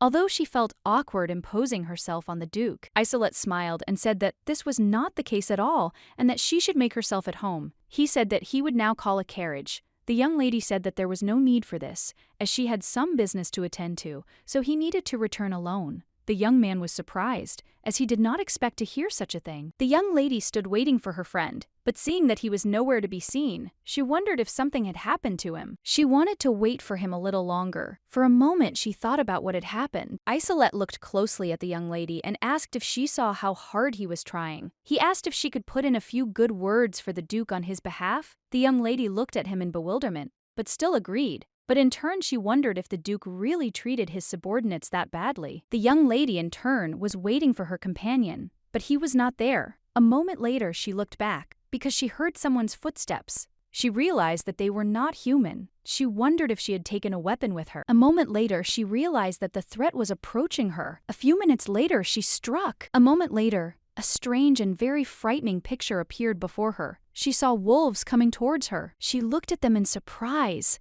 and wondered if they were monsters. A moment later, the monster pounced on the young lady. She was confused because her dagger was very small. The monster hit her, but turning around, she froze because she did not understand where the monster went. She wondered if she should leave or wait for her knight. She was worried and hoped that he was not hurt, but in turn she wondered if he had set everything up. A moment later, she froze in place as she saw the monsters approaching her. She didn't understand what was happening. Psyche was shocked as she saw more and more monsters rising, and she realized that these monsters were artificially created by alchemists. She looked at them closely and saw that thanks to their aura, they were very strong. She saw that they were gradually surrounding her. Unfortunately, she did not feel anyone's presence, and with a dagger, she would not have been able to cope with them. She wondered if she would be able to use her power. She was also confused and wondered what would happen if someone came, but still she knew that she simply had no other choice. She knew that she absolutely had to survive. Moments later, she fell to the ground and screamed in rage. She was in shock because she realized that she could not control her own power. She saw that she was slowly starting to freeze and wondered if she would really die like this. But a moment later, the dome of her power collapsed. She heard someone calling her and turned around. She was surprised because she saw the Duke rushing towards her and calling her. She was surprised. She didn't expect to see the Duke. He came closer to her and asked if she was okay. The young lady, in turn, knew that she was not well, as traces of her family's curse remained, and they told her not to forget that if anyone found out about her curse, either they would die or she would. The Duke looked at the young lady in surprise. He was alarmed because she was trembling with fear. He looked around in bewilderment and asked if this was possible. The young lady looked at him in bewilderment. She was very scared, because she did not understand what he was talking about. Aiden ran up to them and called out to the young lady. He was breathing heavily and asked if she was okay. He wanted to know if she was hurt anywhere. The Duke looked at the young man with fury and told him not to come closer. A moment later, the Duke pointed his sword at the young man. The young lady looked at the Duke in surprise and called out to him. She was excited and did not know whether they saw her or not. The Duke looked sideways at the young lady and told her not to worry, as the young man did not notice anything. The young lady, in turn, froze in shock, but did not answer, and she noticed that the ice floes had melted and the tracks had disappeared. But a moment later, a crowd of people ran up to them and, looking around in bewilderment, asked what had happened. Someone said that they had seen a huge fire. The Duke sighed heavily, looking at everyone present, and said that people were already crowding. He said that he would certainly deal with a couple of monsters, so they could wait for him on the spot. The young man looked intently at the Duke, but said nothing. A moment later, he came closer to the young lady and asked her forgiveness. He said that while he was waiting for her, he stepped away for a second on business. The young lady, in turn, looked closely at the knight and realized that he really had not seen anything. She said that it was not his fault and everything was fine. Aiden looked at the young lady and said that on the way back, some strange curtain appeared and he was late. She looked at him in bewilderment and asked what he was talking about. The young man said he saw the Duke remove the curtain. Aiden looked at the young lady and said that from what he heard, it was forbidden magic. Psyche froze in shock. Forbidden magic was erased from the pages of history for its cruelty, disregard for life, and horrific side effects. Yet what remained was what turned animals into horrific monsters. She knew that the past ones were true monsters, not like brutalized beasts.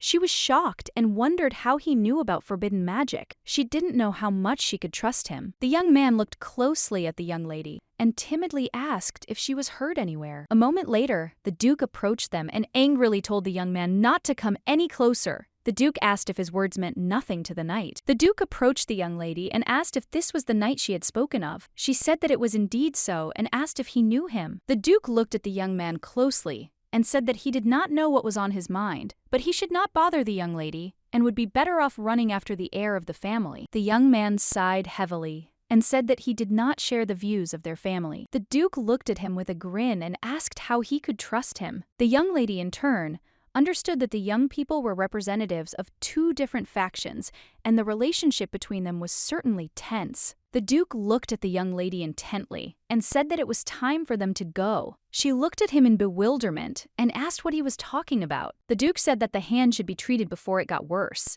Psyche looked at her wound in surprise, as she had completely forgotten about it. She said that it was fine, and it was just a scratch. A moment later, the Duke picked up the young lady and explained that the poison paralyzed the monsters, but the effects took time to manifest. A moment later, she felt her body go numb. A few minutes later, a knight ran up to them and, turning to the Duke, said that they had received a report of flames and were asked to write a report of what had happened. The Duke said that the knight could describe the situation and compensate only for the repair costs. The young man looked at the Duke in surprise and said that the reason was the destroyed wall. The Duke looked at him and said that he could write that he was simply bored. The young lady looked at him in surprise and wondered if he was hiding the reason for using his power and was going to pretend that the monster attack did not happen. She was, of course, grateful to him, but still, something was troubling her. She looked at him intently and timidly said that she could go on her own and asked him to let her go.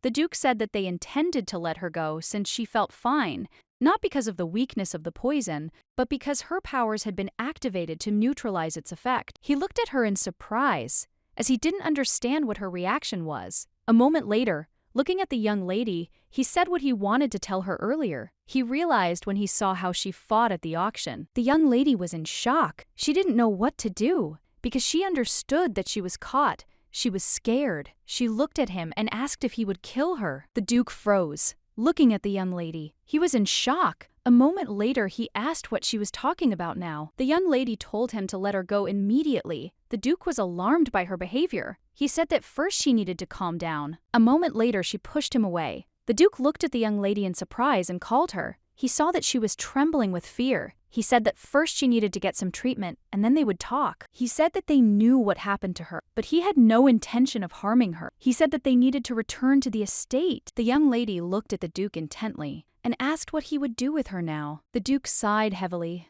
and calmly said that he had not thought about it. He said that he would give it back. On the contrary, he wanted to ask her for help. The young lady looked at him in bewilderment, as she did not understand what he was talking about. The Duke thought for a moment, but a few minutes later, he said that he, unfortunately, could not control his powers as he wanted. The young lady looked at the Duke in surprise and asked what he was talking about. The Duke said that he didn't know if she was familiar with this story, but the text was in the history textbook. For unprepared people, God's gift is akin to a curse.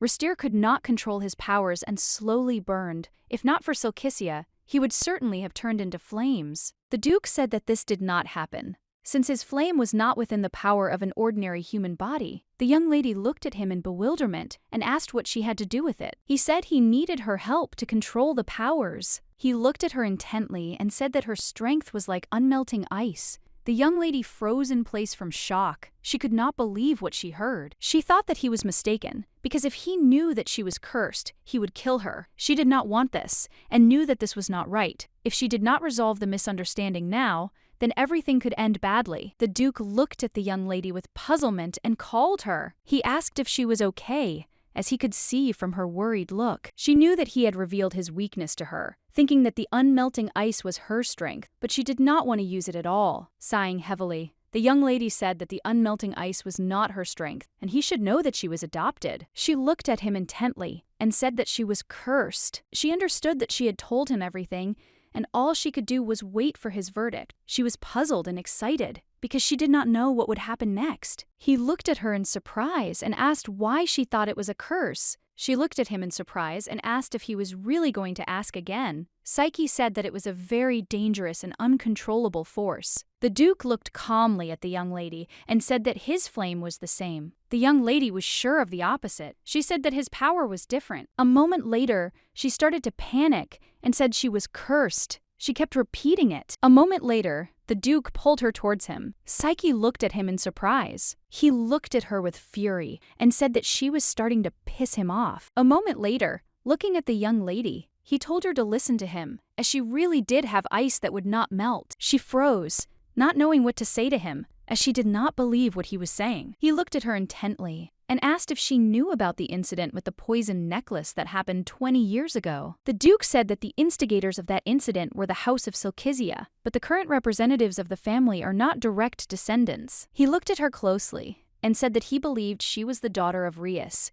a direct surviving descendant. The young lady was shocked. She looked intently at the Duke and shouted that this simply could not be. The Duke said that he did not just think so, but that he was sure of it. Since this is confirmed by the reaction of his flame to her energy, he said that the only thing that responds to this, the restless flame of the resters, is the unquenchable ice of Silkisia. The young lady did not understand what he was saying. She thought that it simply could not be, but still, she understood that the Duke had no reason to lie to her. She froze in shock as she understood his words, but in turn, she simply could not believe it. A moment later, unable to bear the load, she collapsed to the ground. The Duke managed to catch the young lady. The young lady was puzzled because she knew that she was talking to someone. Well, she could not understand where she was. She was asked her name, but she could not answer. She almost raised her head in front of the gentleman. She knew that she needed to answer. She knew that because of the curse, she would certainly be abandoned, but she did not know what to do since she had not even eaten anything today. Without raising her head, she said that they remembered her name.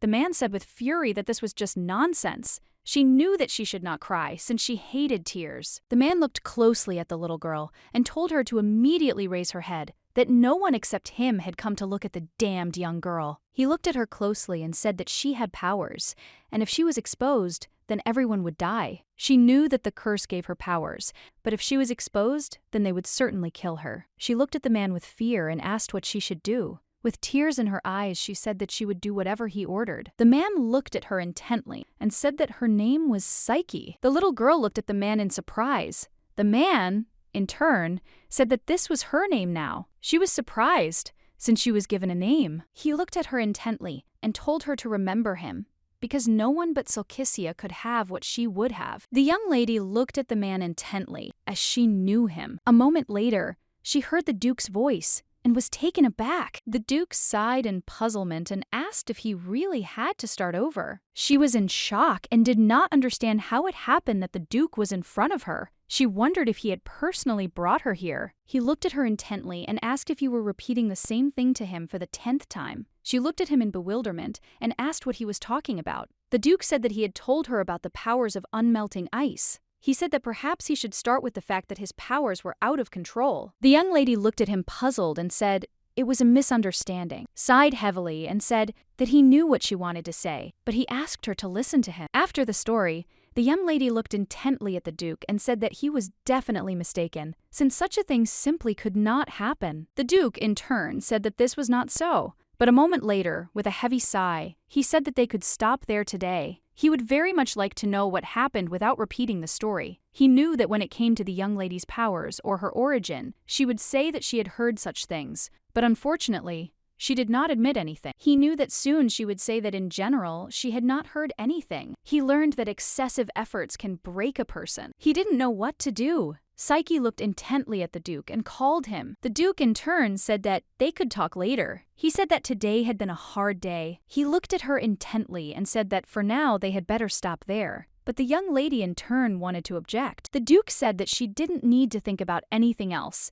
and that it would be better for her to rest. He said that she had been treated after all, but she needed to be more careful. The young lady, in turn, was perplexed and did not understand what the Duke was talking about. She knew that he had revealed his weaknesses to her and had repeated the story about his strength several times. She, in turn, wondered what it was that I did not later. She realized that she was feeling sleepy. She knew that this had happened before and that soon everything would pass. A moment later, she collapsed onto the bed. The young lady in turn was very tired, and even moving from the spot was problematic for her. She knew that her curse had been revealed and she needed to leave the estate quickly. She knew that she needed to run as fast as possible. The young lady slapped the ground hard, looking at the man and saying that they had missed a good opportunity. She asked if there were any more victims. They stared at the wolf, who was in the center of the circle. The young man sighed heavily, and looking at the young lady, he said that he would try to find new ones. She looked at the young man closely and told him to hurry immediately,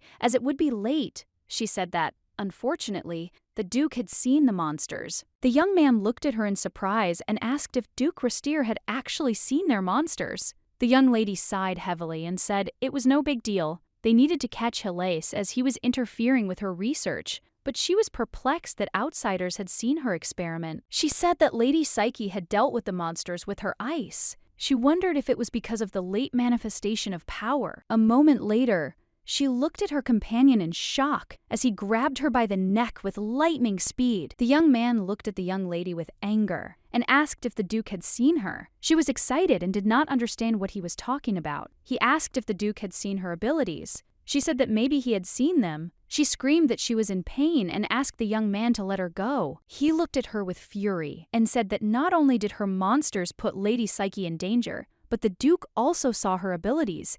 The young lady screamed that she did not do it on purpose and also asked to let her go. She looked intently at her companion and said that it turned out that the Duke had known about her power from the start. She said that he was rather not surprised, but was trying to hide what he knew. She shouted that it was not her fault. The young man looked at her intently, but said nothing. He remembered when the Duke told him that a letter had arrived from the other side. He said that he would certainly take care of the child. The young man was furious because the Duke had not kept his word. The young lady looked at him intently and said that, since that was the case, she asked him if he wanted to start with the circles of eternal life. She said that the more often the blood was used, the greater the intelligence and the higher the efficiency. She looked intently at the young man and told him to just prepare the material for her. She would certainly sort out the idiot's mistakes. Psyche woke up and wondered how she had fallen asleep. She remembered what had happened yesterday in great detail. She knew that the Duke had revealed her curse,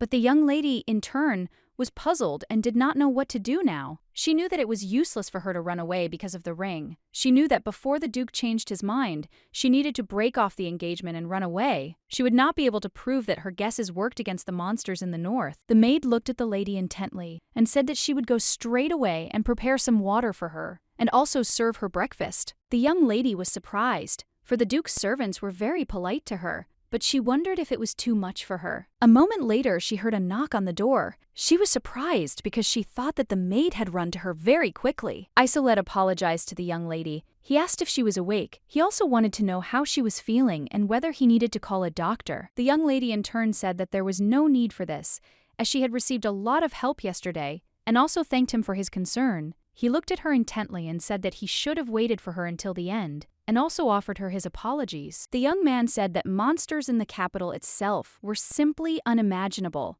She looked at him intently and asked if they were really unusual. The monsters they spoke of were natural entities, but the ones that attacked them were aberrations born of forbidden magic. The young man thought for a moment and said that it seemed he had gotten it wrong. The young lady said that everything was fine, since he was more used to simple monsters. He sighed heavily and said that he was very glad that she was not harmed by the sudden appearance of the creature. But if the Duke had not gone after her, she could have been harmed. The young lady looked at the young man in surprise and wondered if the Duke had passed by. The young man said that the Duke, in turn, had scolded him very harshly for leaving her alone, so now he was obliged to look after her, or she had to take guards with her. The young lady sighed heavily and said that she understood. She raised that there might be problems when leaving the estate. She was puzzled because she did not want to have problems at all. She thought that she needed to get out of the estate soon. The young man looked intently at the young lady and timidly said that he needed advice. She looked at him intently and said she was listening. A moment later, the maid came to the young lady with a smile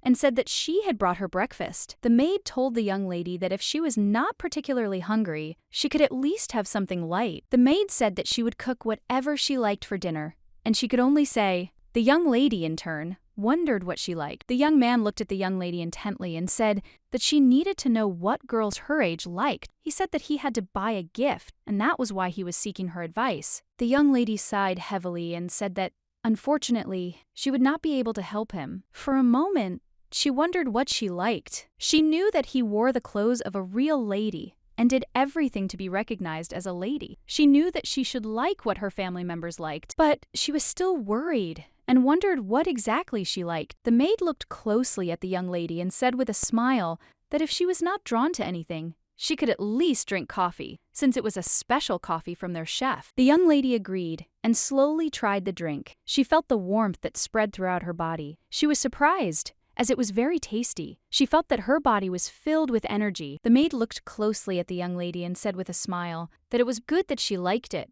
and she would pass on her words to the cook, and next time he would make her more coffee. The young lady looked closely at the maid and thanked her with a smile on her face. Psyche was surprised, because for the first time, she liked something. She knew that she was already feeling better, and knew that tomorrow she needed to go to the Magical Association. She wanted to find out how things were going with the fight against monsters. A moment later, she saw Leah screaming near the door. Leah looked at the young lady in surprise and asked what she was doing there. Psyche looked at her with a smile and said that they had not seen each other for a long time. Psyche said that she was just out for a bit on business.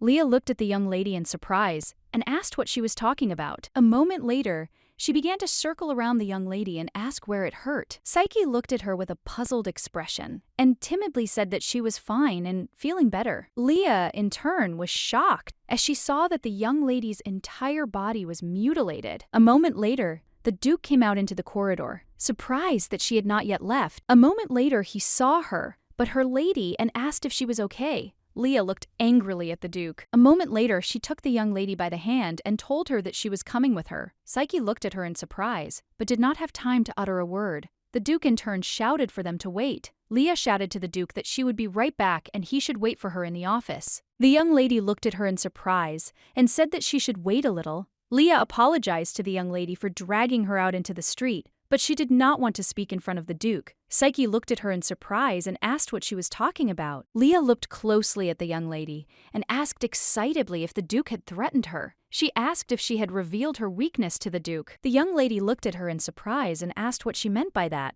Leah asked why she was walking around here then. The young lady sighed heavily and said that she had her own circumstances. Leah asked how things were at home. The young lady sighed heavily and said that everything was fine at home. Psyche knew that they were not even married yet, and living together was problematic, and it all seemed very strange to her, since being involved with a person you don't know is very difficult. Leah sighed heavily and said that she understood everything, and also asked if the lady could help her. Leah looked at the raven with fury and asked if he really thought that because he looked like his master, he could shout like that. She said that if he was guarding the lady, he needed to behave more quietly and do what he was told. The young lady, in turn, looked at the raven in surprise. Psyche looked closely at the raven, as it seemed to her that it was not the same raven that had flown to the Duke last time. As she noticed that the color of the eyes was different, Leah looked at the young lady intently and said that she knew the raven and he wouldn't, but they shouldn't pay attention to him and should go. The young lady looked at her companion in surprise and asked where they should go. Leah looked at the young lady and asked if she had encountered forbidden magic last night. She said that in order to catch the culprits,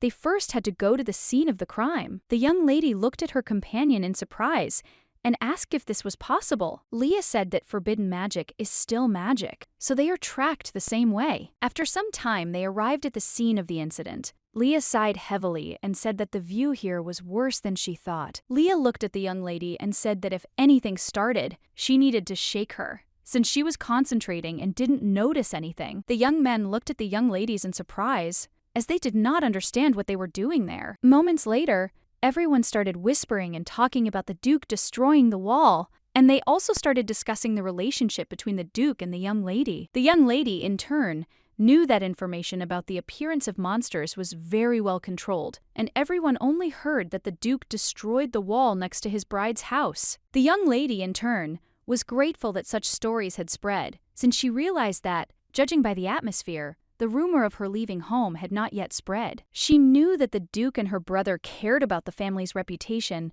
and would hide this situation, but she also knew that Lilia had already started talking about her leaving home. Lennox looked at the young lady in surprise and asked what she was doing there. She didn't expect to see him. He looked at her with fury and asked her again what she was doing. He asked if she had really stormed out of the house and was now ashamed to come back. He asked if she was really waiting to be taken back. She looked at him intently but did not answer. He looked at the young lady with a smirk and asked if things weren't going so well for her with the Duke. He asked with a haughty smirk who would even like her. The young man looked at her with contempt and said that he still felt sorry for her, and he already knew that she would later quietly crawl back to the nest. Psyche looked at him intently and told him to leave her alone. He looked at her angrily and asked what she was talking about. Psyche turned around and said that she didn't need his help at all. Lennox looked at her with fury. The young lady, in turn, knew that the young man had an unbearable character. She, in turn, could not even imagine how the situation could now turn out. The young lady looked at the raven intently and told him to be quiet and not to interfere. She asked him to pretend that he did not see anything. She knew that the situation could turn in her favor. A moment later, the young man grabbed the young lady by the shoulder and turned her towards him. But a few minutes later, he slapped her angrily on the cheek. The young lady in turn realized that his blow was clumsy, and it could be considered that he didn't even hit. She thought that he would have to be provoked more, but her refusal made him explode. She thought that the past had hardened her after all. A moment later,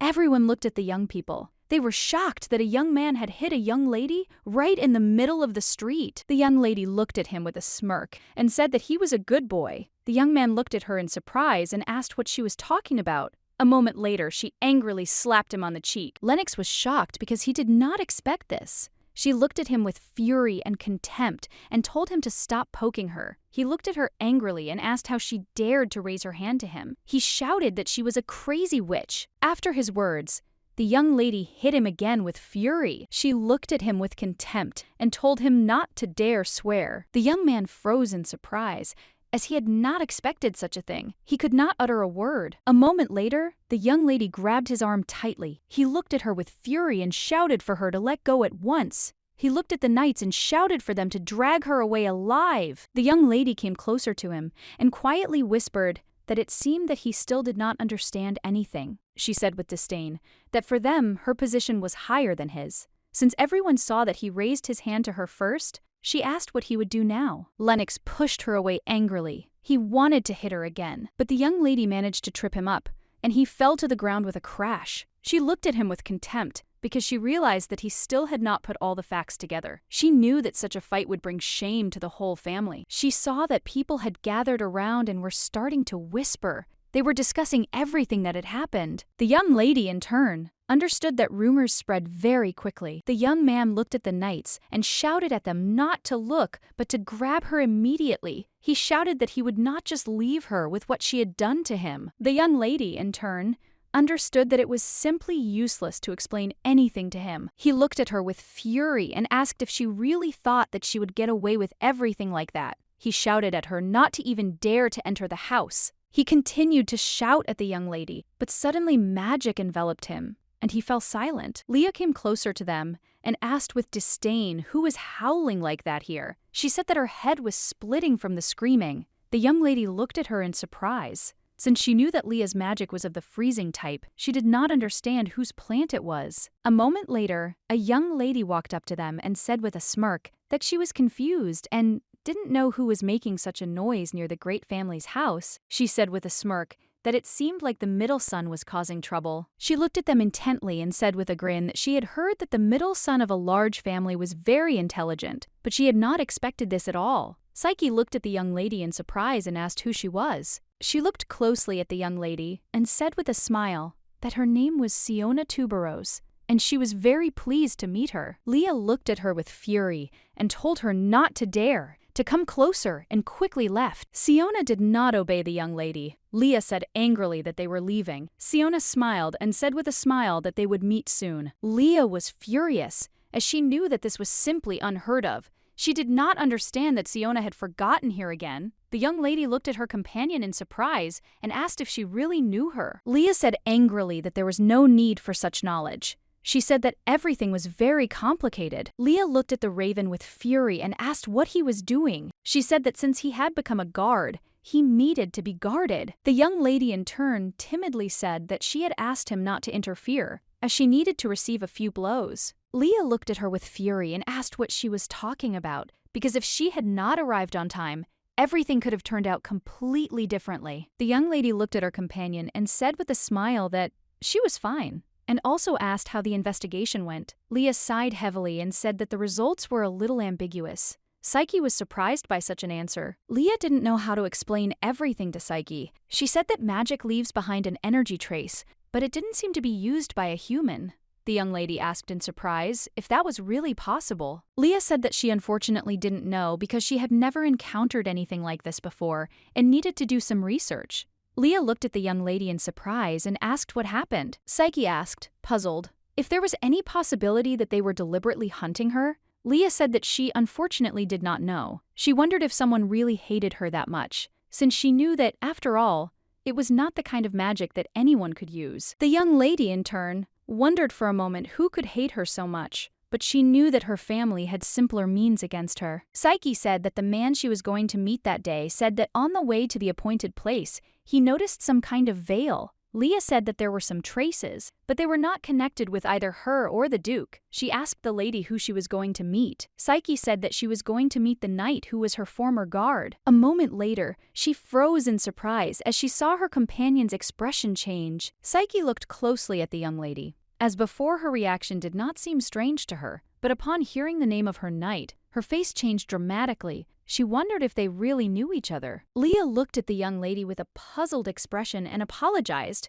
but said that she had to run now, and also asked her to be careful on the way back. The young lady, in turn, thought for a moment and wondered if the monsters could be hunting her knight specifically. The Duke looked closely at the young lady and asked what she was doing. He asked her, puzzled, why she didn't go inside. He came closer to her and touched her face tenderly. He was furious and, looking at the young lady, asked what was wrong with her face. She froze, not knowing what to answer, as she did not expect such a thing from the Duke. The Duke turned his gaze angrily to the raven and asked how this had happened. The lady looked intently at the Duke and said that the raven had not interfered in her case, at her own request. The Duke looked at her intently and told her to explain immediately what had happened. Psyche looked at the Duke with embarrassment and asked him to first remove his hand. The Duke was taken aback and sheepishly asked for forgiveness. He said that she was hurt and he was so worried. She sighed heavily and said that she understood everything. The Duke looked at her intently and asked who had done this to her. The young lady, in turn, wanted to change the subject, but she understood that the Duke would not leave this situation so easily. She sighed heavily and said that she and her brother had had a little argument. The Duke was shocked by what he heard and was furious. He remembered how the young man had treated his bride last time. The Duke said in a fury that he would break all his bones. The young lady looked at the Duke with puzzlement and said that he saw this shame. The Duke, with tenderness, said to the young lady that she should not be embarrassed at all. She said she didn't think she'd make a big deal out of it. She said she'd be looking for a place to live soon, so he should wait a little. The Duke looked at the young lady with fury and asked her in bewilderment why she was raising the subject again. The young lady looked at the Duke in surprise, as she did not understand his reaction. She wanted to say something, but the Duke interrupted her. The Duke said they could forget the moment, but he still wanted to know what exactly had happened. The Duke said he thought it best to save some of the conversation for later, and simply put, he found her presence a great help. The young lady in turn froze in place, looking at the Duke, as she was surprised that he would say something like that. The Duke knew that the young lady was the only one who could stop the surge of his abilities, but he still wondered if that was all. Looking at the young lady, he knew that it was not so. He looked at her intently and said that was not why he wanted to see her here. The Duke thought for a moment, but later said that this was the first time this had happened to him, and he didn't even know how best to say it. He said that, frankly, he was just very worried about her. The Duke smiled and said that it would therefore be good if she were in his sight. He sighed heavily and said that he was not forcing her at all, and if she wanted to leave, she was free to do so at any time. He sighed heavily and said that he would not delay the conclusion of the contract at all, if it bothered her very much. He looked at her intently and said with a smile that he respected her choice. A moment later, the Duke tenderly took her hand and kissed it. The young lady froze in place with embarrassment. The Duke smiled, looking at his young companion, and said that he did not want her to leave at all,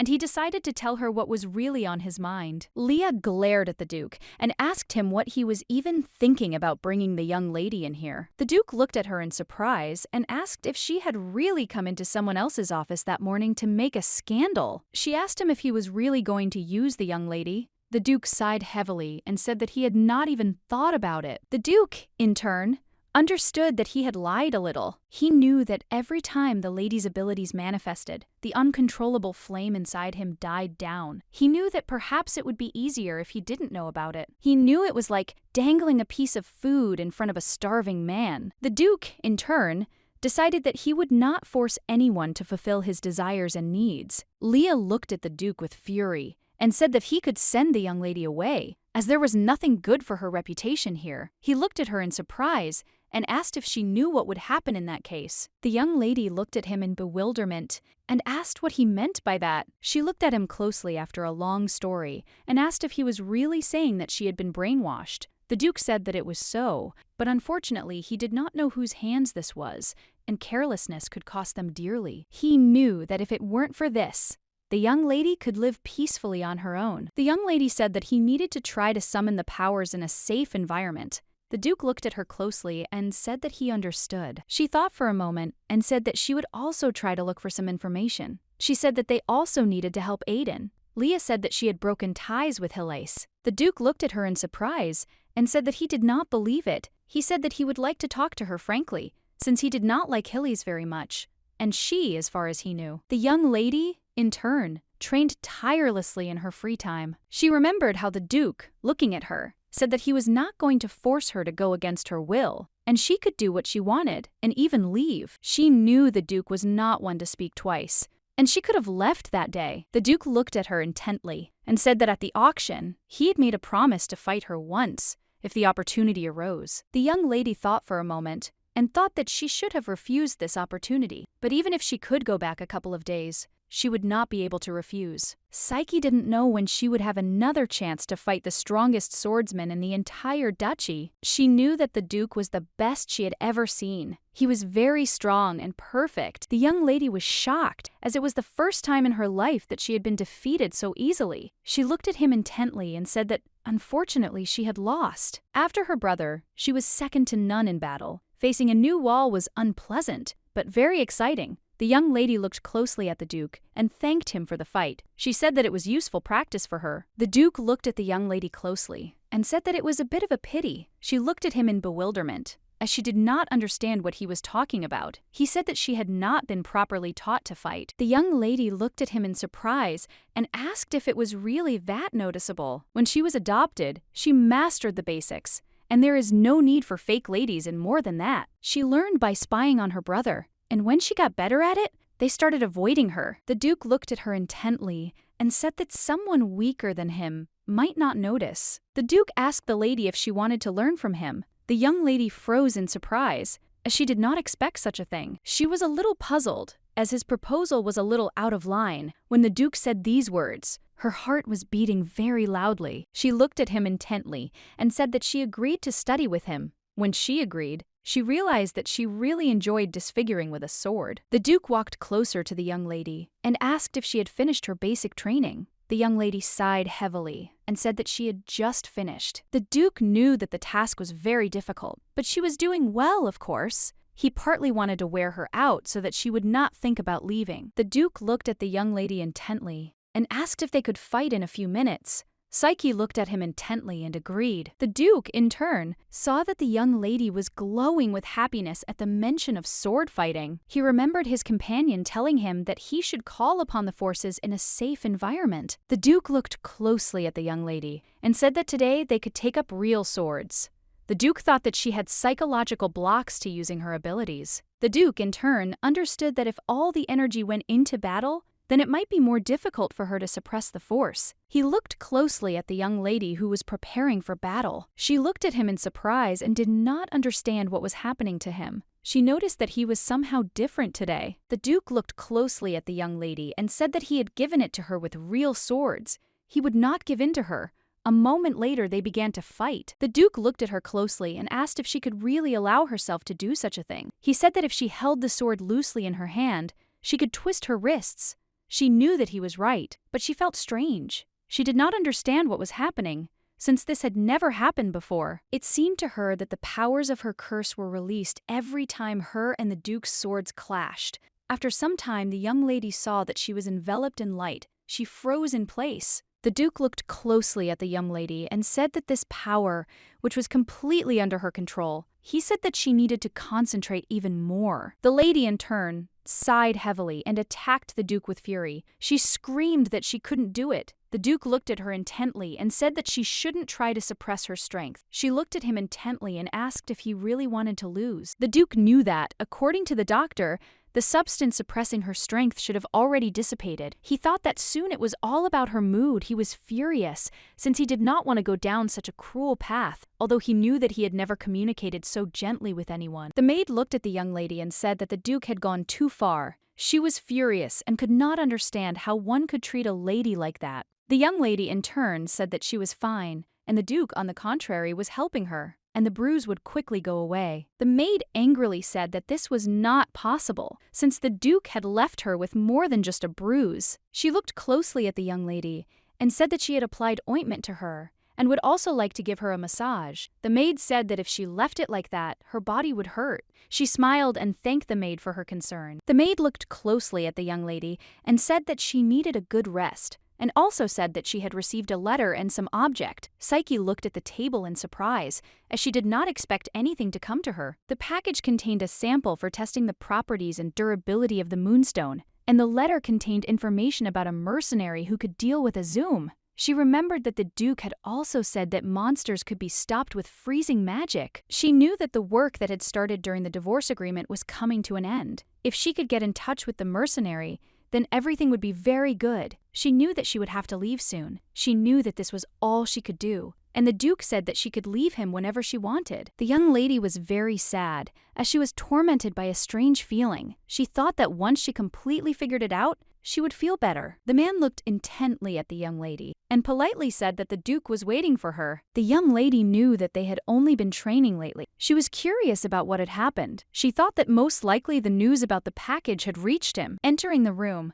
the young lady froze in place as she saw so many beautiful things. The Duke looked at her intently and said that she could pass. She looked at him in surprise and said that she had been told that he would like to see her. She was puzzled and did not understand what was happening. The young lady looked around the room and asked what had happened. The Duke looked at the young lady with a smile and asked if she was interested in anything. He said that if she was interested in something, she could just choose. The young lady looked at the Duke indifferently and said that she did not particularly like anything. The Duke was shocked, as he did not expect to hear such a thing. He said that it was all his, and if she needed anything, he could provide it to her. The young lady said that she understood him, but for now there was no need for it. The young man was in shock. He did not understand how one could behave like that without any sense. The young lady looked closely at all the objects that were in the room and realized that they did not look like family heirlooms passed down from generation to generation. She thought that the Duke was carried away by women's clothes and modern fashion. She was the kind of person who in a past life had entered into social circles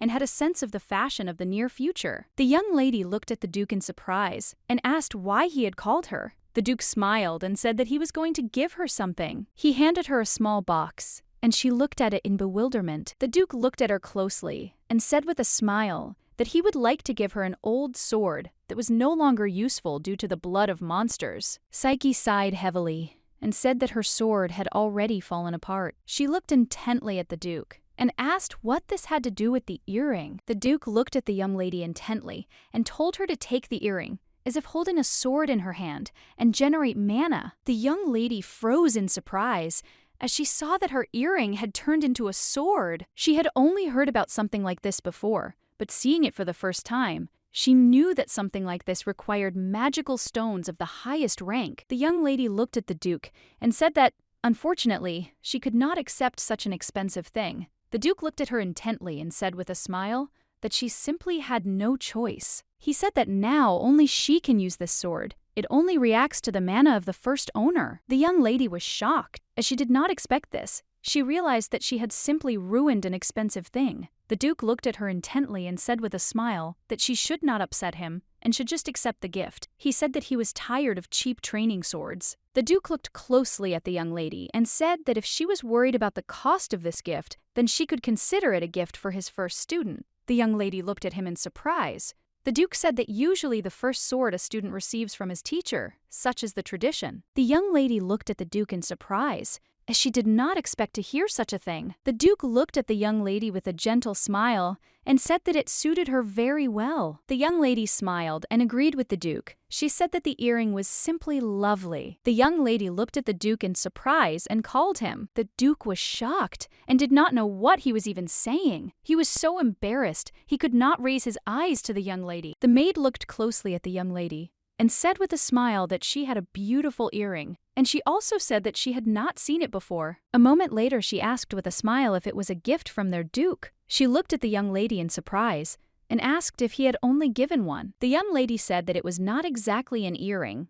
The maid asked if the Duke had given her anything else. The young lady said in surprise that he had not given her anything else, since they were not in that kind of relationship. The maid asked in bewilderment what kind of relationship they were in, since they were engaged. She said that the young lady had little jewelry and clothes. Psyche herself knew this very well, since she had left the house in a hurry and had not taken anything with her, and it was not her plan to stay at the estate for long. She knew that due to the intense and frequent training, her clothes wore out and tore very quickly. The young lady looked at the maid and asked if she would like to go shopping with her tomorrow. The maid smiled and said that she would be very happy to go with her. The young lady, in turn, was perplexed, as she did not understand what was going on at all. The maid looked at the Duke and asked if he liked the outfits. The Duke smiled and said that they were not bad, and they could count each option for him. The young lady looked at the Duke in surprise. The Duke asked if she didn't like it. Psyche said that it wasn't like that at all, but she had to pay. The young men looked closely at the young lady and said that she was their guest and she should simply choose whatever she needed. The maid said that the young lady also needed to take a couple of casual and evening outfits. Psyche was shocked and did not expect this. She looked at those present and told them to wait a little. The maid looked closely at the young lady and the Duke and said that while they sorted out their shopping, they could rest a little. After some time, the young lady was sitting with the Duke and drinking tea. Psyche said that she had asked the Duke earlier to contact Knight Aiden. She asked if he had succeeded in doing so. After the incident with the monsters, she had no opportunity to communicate with him, and after talking with Leah, she was overcome with worry. She thought that the monsters might be hunting the knight, and for this reason, she asked the Duke to contact him. The Duke looked closely at the young lady and said that he had spoken to the knight and conveyed to him the young lady's words that the monsters might also be hunting him. The Duke sighed heavily and, looking at the young lady, said that it would be better if she stopped contacting him, since there was nothing good in connection with Hillis. She said that she knew that he didn't like Emperor Hillis. She asked if it was right to judge people by their parents. She remembered her knight telling her that he had renounced his family. The Duke looked at the young lady with bewilderment and asked why she continued to see the knight. He asked if she had any interest in him. The young lady sighed heavily and said that she had said earlier that she had nothing like that.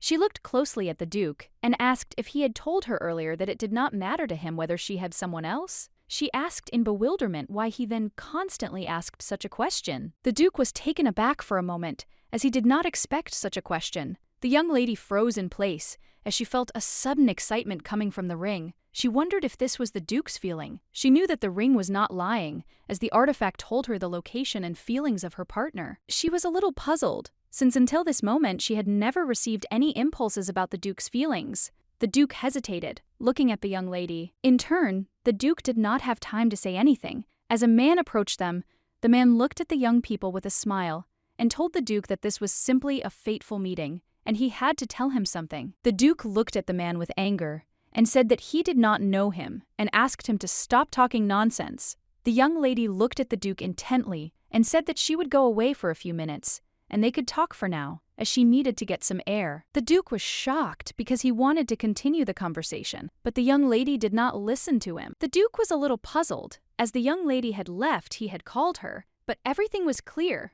The man looked closely at the Duke and said with a smile that he would not take up much of his time. Psyche looked closely at the ring she had. She didn't understand what had happened at all and why the Duke felt such a thing. The young lady in turn saw people who recognized her. They were whispering to each other as they realized that she was the same fake lady. A moment later, the young lady transformed into her other form. As she was tired of the looks and conversations of strangers, she knew that she would be more comfortable this way. She was very glad that today's clothes suited a man too. A moment later, she saw a notice on the wall and remembered that the festival celebrating the second prince's birthday was approaching. She knew that it would be impossible to contact the mercenary now, and there was a high probability that she would see him at the festival. She knew she had to go there on the first day and see for herself. The young lady knew that her maid would be near the carriage, and she needed to go there. But a moment later, she accidentally collided with a young lady. The young lady looked at the young man with fury and shouted at him to watch where he was going. Psyche was shocked, as she did not expect to see Lady Hilvia at all. The young lady looked at the young man intently and asked angrily what he was staring at. Psyche froze in surprise as she saw an envelope with a letter and a familiar seal. Hilvia was furious as everything she was holding in her hands crumbled. Hilvia looked at the young man with fury and said that the girl had fallen in front of him, and he was just staring at her. The young lady stood up in a hurry and started walking.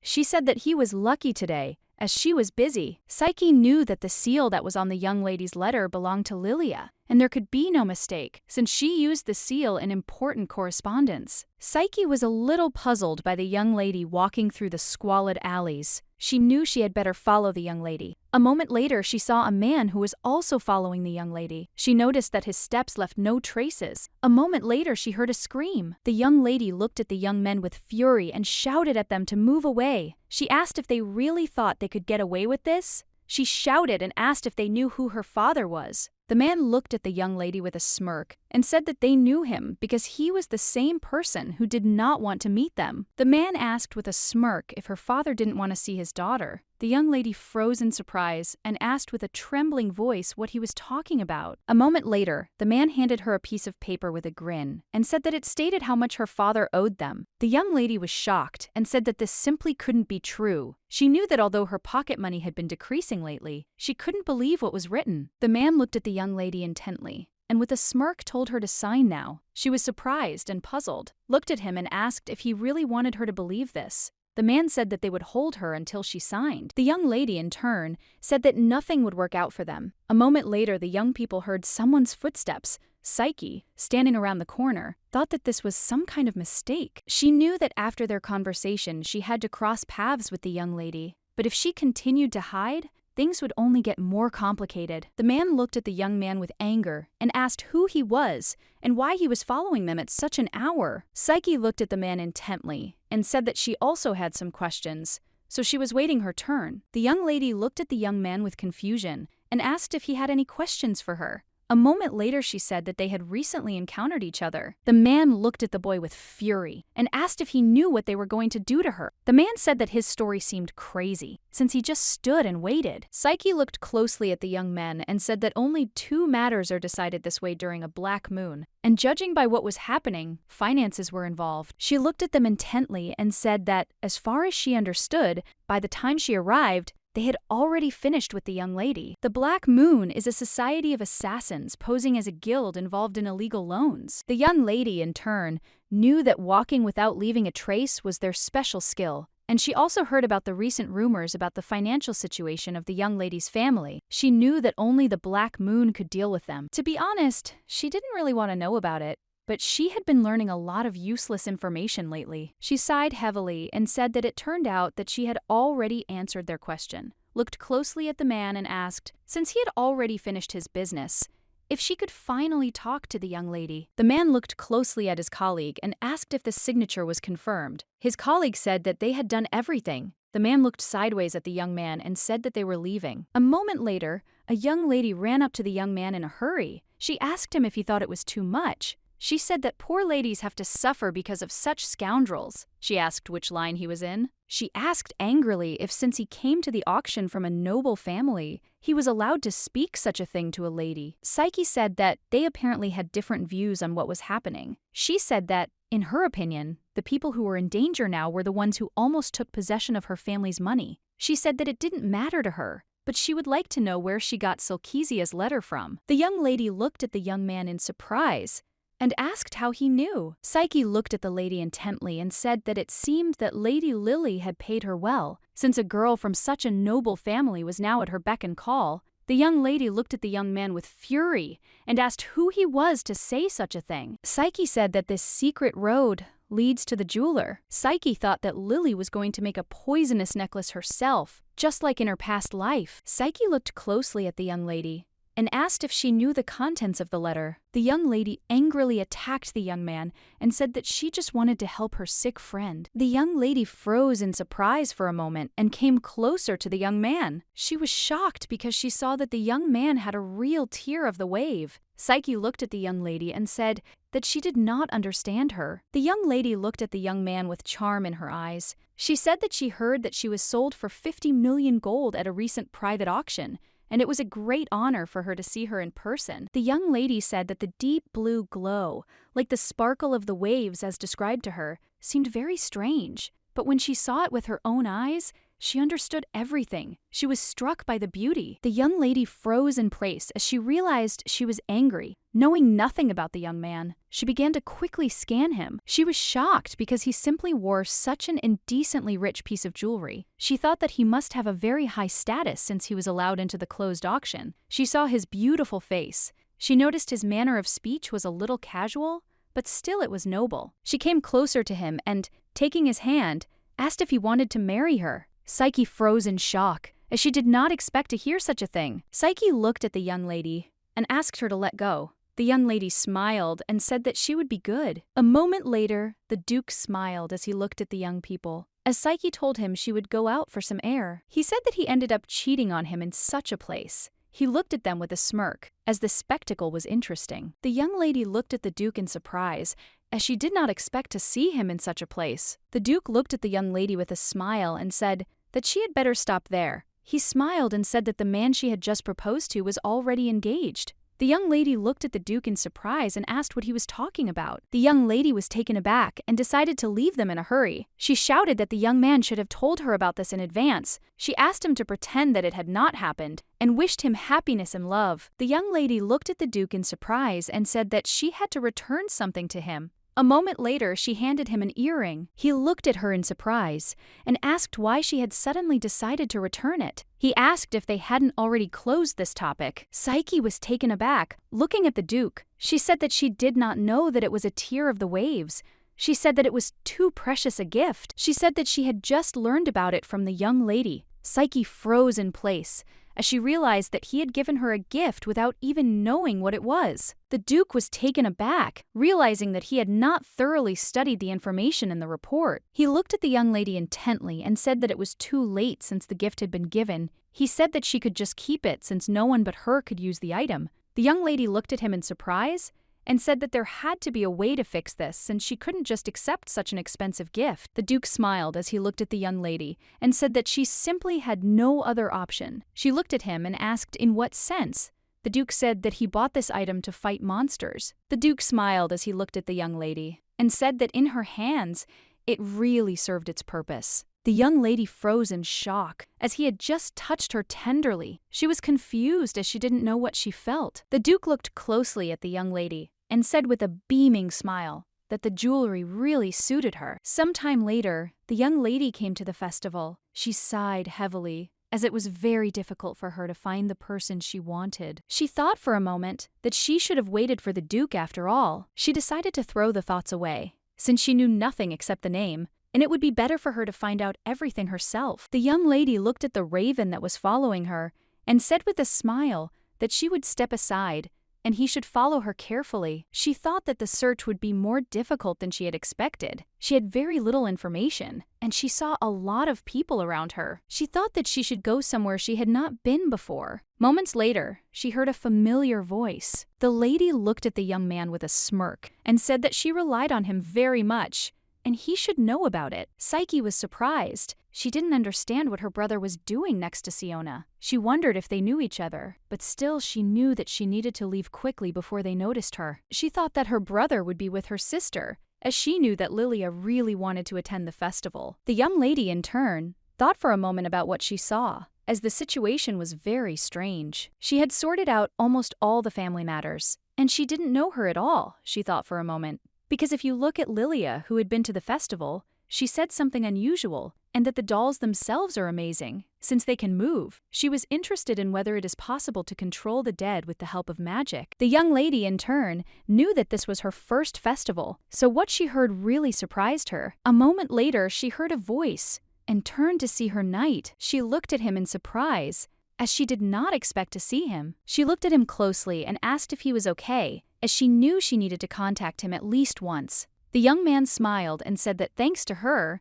everything was fine for him, and the Duke took care of everything. The young lady looked at him in surprise, as she did not expect to hear something like this. The young man smiled and said that everything was exactly like that, only the Duke told him not to cross paths with the young lady anymore, but today they met by chance. He said that the Duke was, of course, testing him, but he also thought that there was something else here. The young lady looked at the young knight in bewilderment. She did not understand what he was talking about. He looked at her closely and asked if she had come to enjoy the festival. She thought for a moment and said that was not the case. She wondered if she could tell him everything. She thought that she could just say that she was looking for a person. Psyche looked closely at the knight and said that she was looking for someone, namely, a mercenary named Delison. She said that she only knew that he was from the West. She knew that, unfortunately, she was not sure that she herself would be able to find him in the crowd of people. The young man looked at the young lady in surprise and, thinking, said that he had heard this name somewhere. A moment later, he said that it was one of Stella's pseudonyms. She asked if this was the leader of the West and the mistress of the Silent Land. The young man smiled and said that everything was exactly like that, and he also came to see her. He was surprised, as it was a very interesting coincidence. The young lady wondered for a moment if it was a coincidence that they had come to the festival and were looking for the same person, but she was worried about the fact that the key to solving the problem of the North was with the leader of the West. He looked at her intently and said that if necessary, they could go together, and he would introduce her to Stella. He looked at her intently and asked if she had any other business.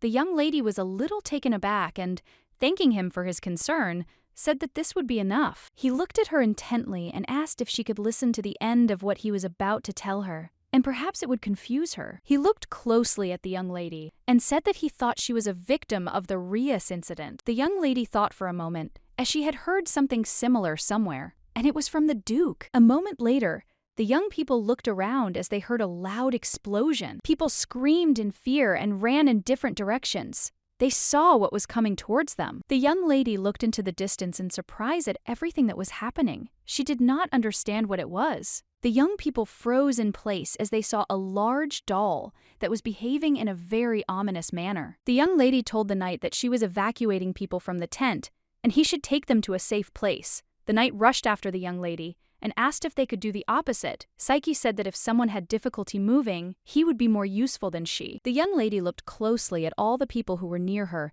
and shouted for them to move aside. She said that if they saw guards on the way, then they needed to explain the situation. A moment later, she froze in place as she felt the ominous presence of the doll behind her. But her friend still managed to save her. He looked at her closely and asked if everything was okay with her. The young lady exhaled heavily and said that everything was okay with her, and it was very wonderful that the dolls were clumsy. He looked at her closely and said that everyone was saved. He asked if she had seen Stella among the evacuees. Psyche looked closely at the knight and, asking for forgiveness, said that, unfortunately, she had not seen her, and even if she had encountered her, she would hardly have recognized her. He said that the girl usually dresses in Western style, so she should immediately catch the eye. He said that if you think about it, she could go looking for the instigator of the confusion. The young lady said that one person could not handle such huge dolls, and if they were left in the center of the capital, the damage would increase. He looked at her closely and said that nothing suspicious was noticed during the evacuation, and Stella probably went to look for the culprits. The young lady said that if Stella was here, then they could work together, and if not, then they would figure it out themselves. He looked at her intently and said that he would go too. A moment later, the young lady saw her friend. Crow showed the young lady that she could not go alone, as it was very dangerous. She looked closely at her friend and said that she would not fight with them, but would only quietly scout out the situation. She looked closely at her friend and said that Stella might be here and the Duke needed her help. The young lady looked at her friend intently and said that if he pulled out all her hair, the Duke would be displeased. The raven released the young lady with the speed of lightning. Sometime later, they entered the hall and noticed that it was very quiet there. The young lady was surprised that there were no dolls in the room. The young man shouted and called for Stella, but unfortunately no one answered. The young lady looked at her friend and asked if he could explore the area. The young man went to look further into the hall. He froze in place when he saw something very suspicious. He called the young lady to come to him.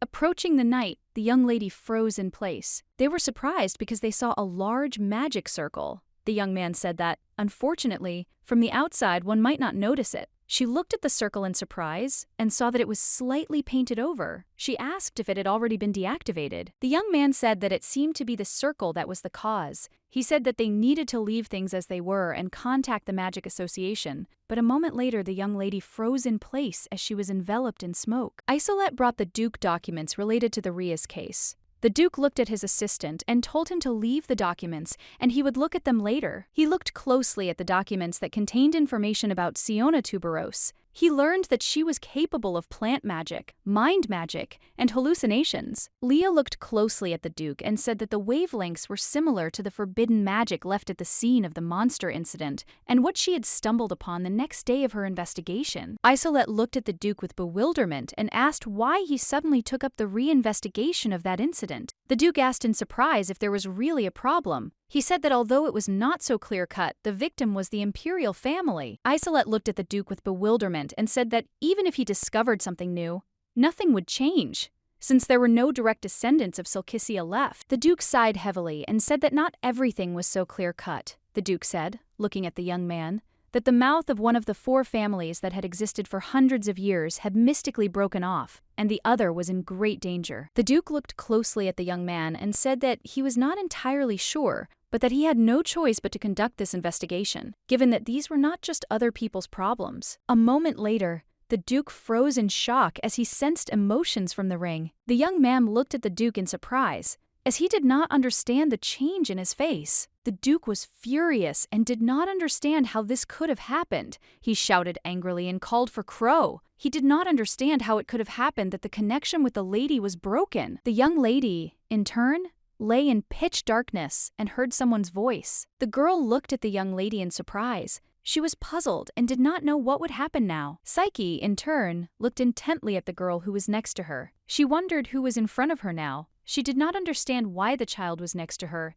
and wondered where she was. Psyche looked at the child next to her in surprise. "You asked if he was Crow?" Crow looked at the young lady with puzzlement and said that it was so. Psyche had heard that people hide from human pursuit deep in the eastern forests. She could not imagine that Crow was one of them. She looked closely at her friend and asked where they were. Crow said that, unfortunately, he didn't know. The young lady, in turn, was puzzled. Since at first no energy emanated from the ring, she realized that this was an unusual space. She was puzzled, since it was very dark and nothing could be seen at all. The young lady smiled and said that it was very good that she took it with her. Crow looked in surprise at the stone, which was very shiny. The young lady smiled and said that now it would be a little brighter for them. A moment later, they were cutting their way forward. Crow was surprised that the young lady was very strong. A moment later, her friend on her temple on her back. The young lady sighed heavily and said that if he hung, she would not be able to attack. She said that it would be better if he took the form of a crow and sat on her shoulder. He sighed heavily and said that he couldn't do that because he couldn't change shape here. The young lady was a little surprised. She sighed heavily and said that he needed to stay out of the way and hold on tight. The young man looked at the young lady and asked why. If she was so strong, she got it last time. He said that Dad was very angry. The young lady asked in surprise which father he was talking about. He did not answer. The lady wondered if he was talking about the Duke now. Psyche thought for a moment, as it was very strange for her to hear something like that. She knew that the beast, people on average live longer than people. A moment later, she froze in place as she felt that there was something ahead. The girl looked at them intently and told them not to go any further. The young lady looked at the girl and the children next to them in surprise and asked if her name was Stella. Stella looked at her in surprise and asked how she knew her name. The young lady said that she would explain everything later, but first, they needed to get them out of here. A moment later, she cut through the iron bars with lightning speed. She looked closely at everyone present and asked if they were okay and not injured anywhere. Stella said that they were fine, and also thanked them for their help. Stella sighed heavily and said that she tried to save herself, but could not use any of her abilities. She said that in this place everything can be felt. Otherwise, perhaps someone changed the coordinates. The young lady was shocked. She knew that Stella was from the west, and that she was the mistress of the silent land. When she stood on the ground, nothing could contain her mighty power. Psyche realized that this was truly an unusual place. The young lady looked closely at the crying children and asked who they were. Stella said that they were drawn into the magic circle that was on the stage. The young lady sighed heavily and said that they couldn't stay here and she would try to find another place. She looked at them closely and asked what they thought about it. Stella said that her powers were not effective here and asked if they could come with her. She said that she could not leave the children here. The young lady in turn agreed and told them to follow her. Crow looked at the young lady and asked if she could give the sparkle to him so that he could show her the way. The young lady apologized to him and said that others would not see anything. Psyche said that even though the light was dim, the children were not so scared with it. She looked at him and said that when they got out of such a place, she would give him an even brighter shining one. The young man looked at her intently and said with a smile that it turned out that she was a very good person. He looked at her and asked with a smile if she wanted him to give her something nice. A moment later, he kissed her. Psyche froze in surprise on the spot. A moment later, they were transported to another place. The young lady was surprised. Crow asked with a smile if she liked it. Psyche noticed that the surroundings were glowing. He smiled, looking at the young lady, and said that it was his blessing. He asked if she liked it. The young lady knew that the blessing of a beast on a human was a very interesting thing. The beastmen shared their ability, and due to the deterioration of relations between werewolves and humans, few people are now awarded the blessing. The young lady looked at her friend with confusion and asked why he gave it to her. Crow said that there was no one else. The young lady looked at him in surprise and asked why he didn't give it to the Duke. Crow said that the Duke was the first to forget about him. The young lady, in turn, remembered that the Duke had another beastman. She looked closely at her friend and with an embarrassed smile thanked him. She knew that no one had received such grace for a long time. This made her very happy and excited. He looked at the young lady in surprise and asked if something had happened there. He said that they had been standing there for a long time. He sighed heavily, looking at the young lady, and said that the road had ended. Psyche was surprised, as she did not expect such a thing. The young lady looked at everyone present and said that they were stuck here, and it was impossible to go further. Stella looked at the young lady in surprise and asked how this could happen. Crow looked at the children in surprise and asked why they were crying. He was confused and did not understand why. It upset them so much. He looked at them sharply and said that he had told them that the road had ended, not that they would not be going home. The young lady looked at her friend in surprise and asked if there was really some way to go further. He looked at her in surprise and asked if she didn't know the right one. He said that his dad told him that if there is no answer, you can try to destroy everything. The young lady looked at him in surprise. A moment later, Crow ran off somewhere, and a few minutes later, there was a loud crack. The young lady looked at her friend in surprise and shouted for him to come down as the walls were collapsing. Stella looked closely at the young lady and asked if that youngest was the Duke's. Looking at the lady, she asked if that youngest was the Duke's bride. The young lady looked at her intently and said that it was exactly like that. Stella came closer to her and, sighing heavily, said that she must have suffered a lot with that child. Psyche froze in place, as she did not understand what was being discussed. Crow looked at the young lady and called her. He said with a smile that it would have been possible to destroy everything, and it would have been faster. The young lady looked in bewilderment at her friend, who was holding some man. Psyche did not understand where he came from. He asked what he should do and whether he should throw the man out. The young lady looked intently at her friend and said that he couldn't do that, since they needed to find out how to get out of this place.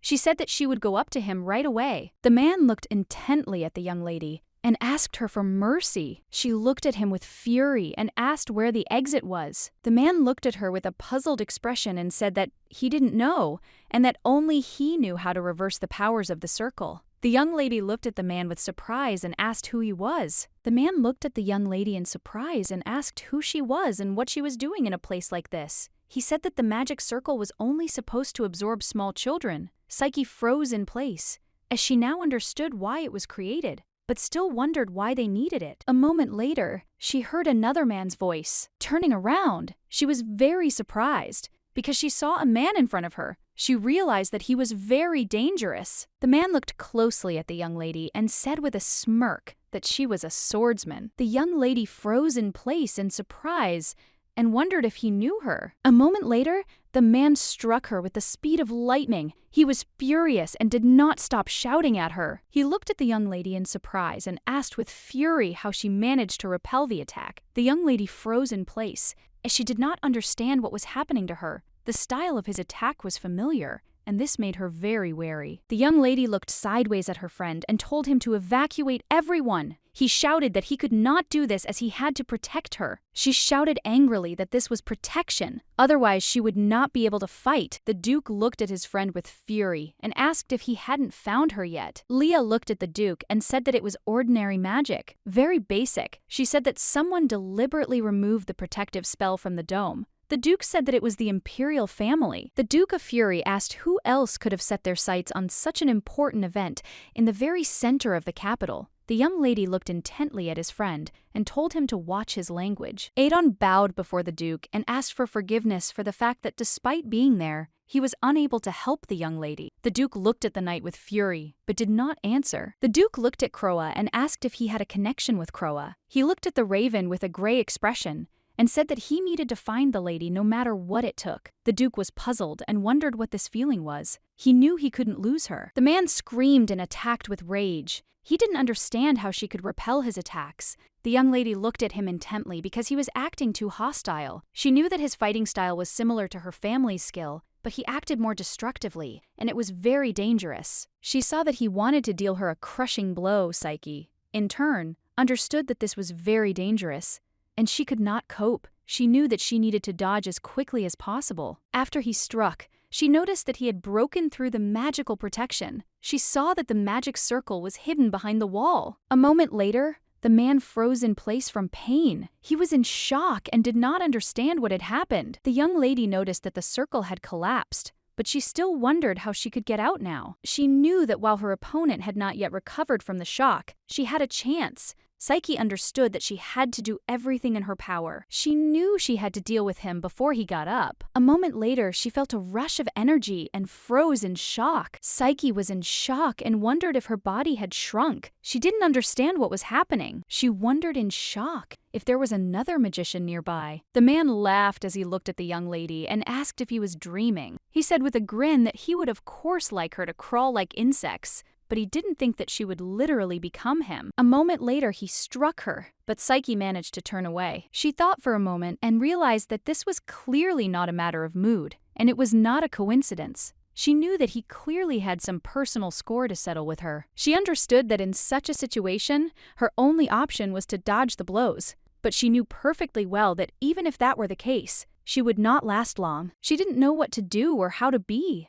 Psyche wondered if she should try to get to the magic circle. She knew that, unfortunately, it was very far away. She froze in place as the man came close to her and prepared to strike, but the young lady, in turn, managed to dodge and hide. The man was furious as he did not see her anywhere. Crow looked around in confusion and looked for the young lady. He did not understand where she had gone. The young lady looked at her friend and called him. He sighed heavily, as he was glad that he heard her. But still, his surprise knew no bounds when he saw the young lady. He looked at her with puzzlement and asked what happened to her. Psyche sighed heavily and said that she herself did not know how this happened.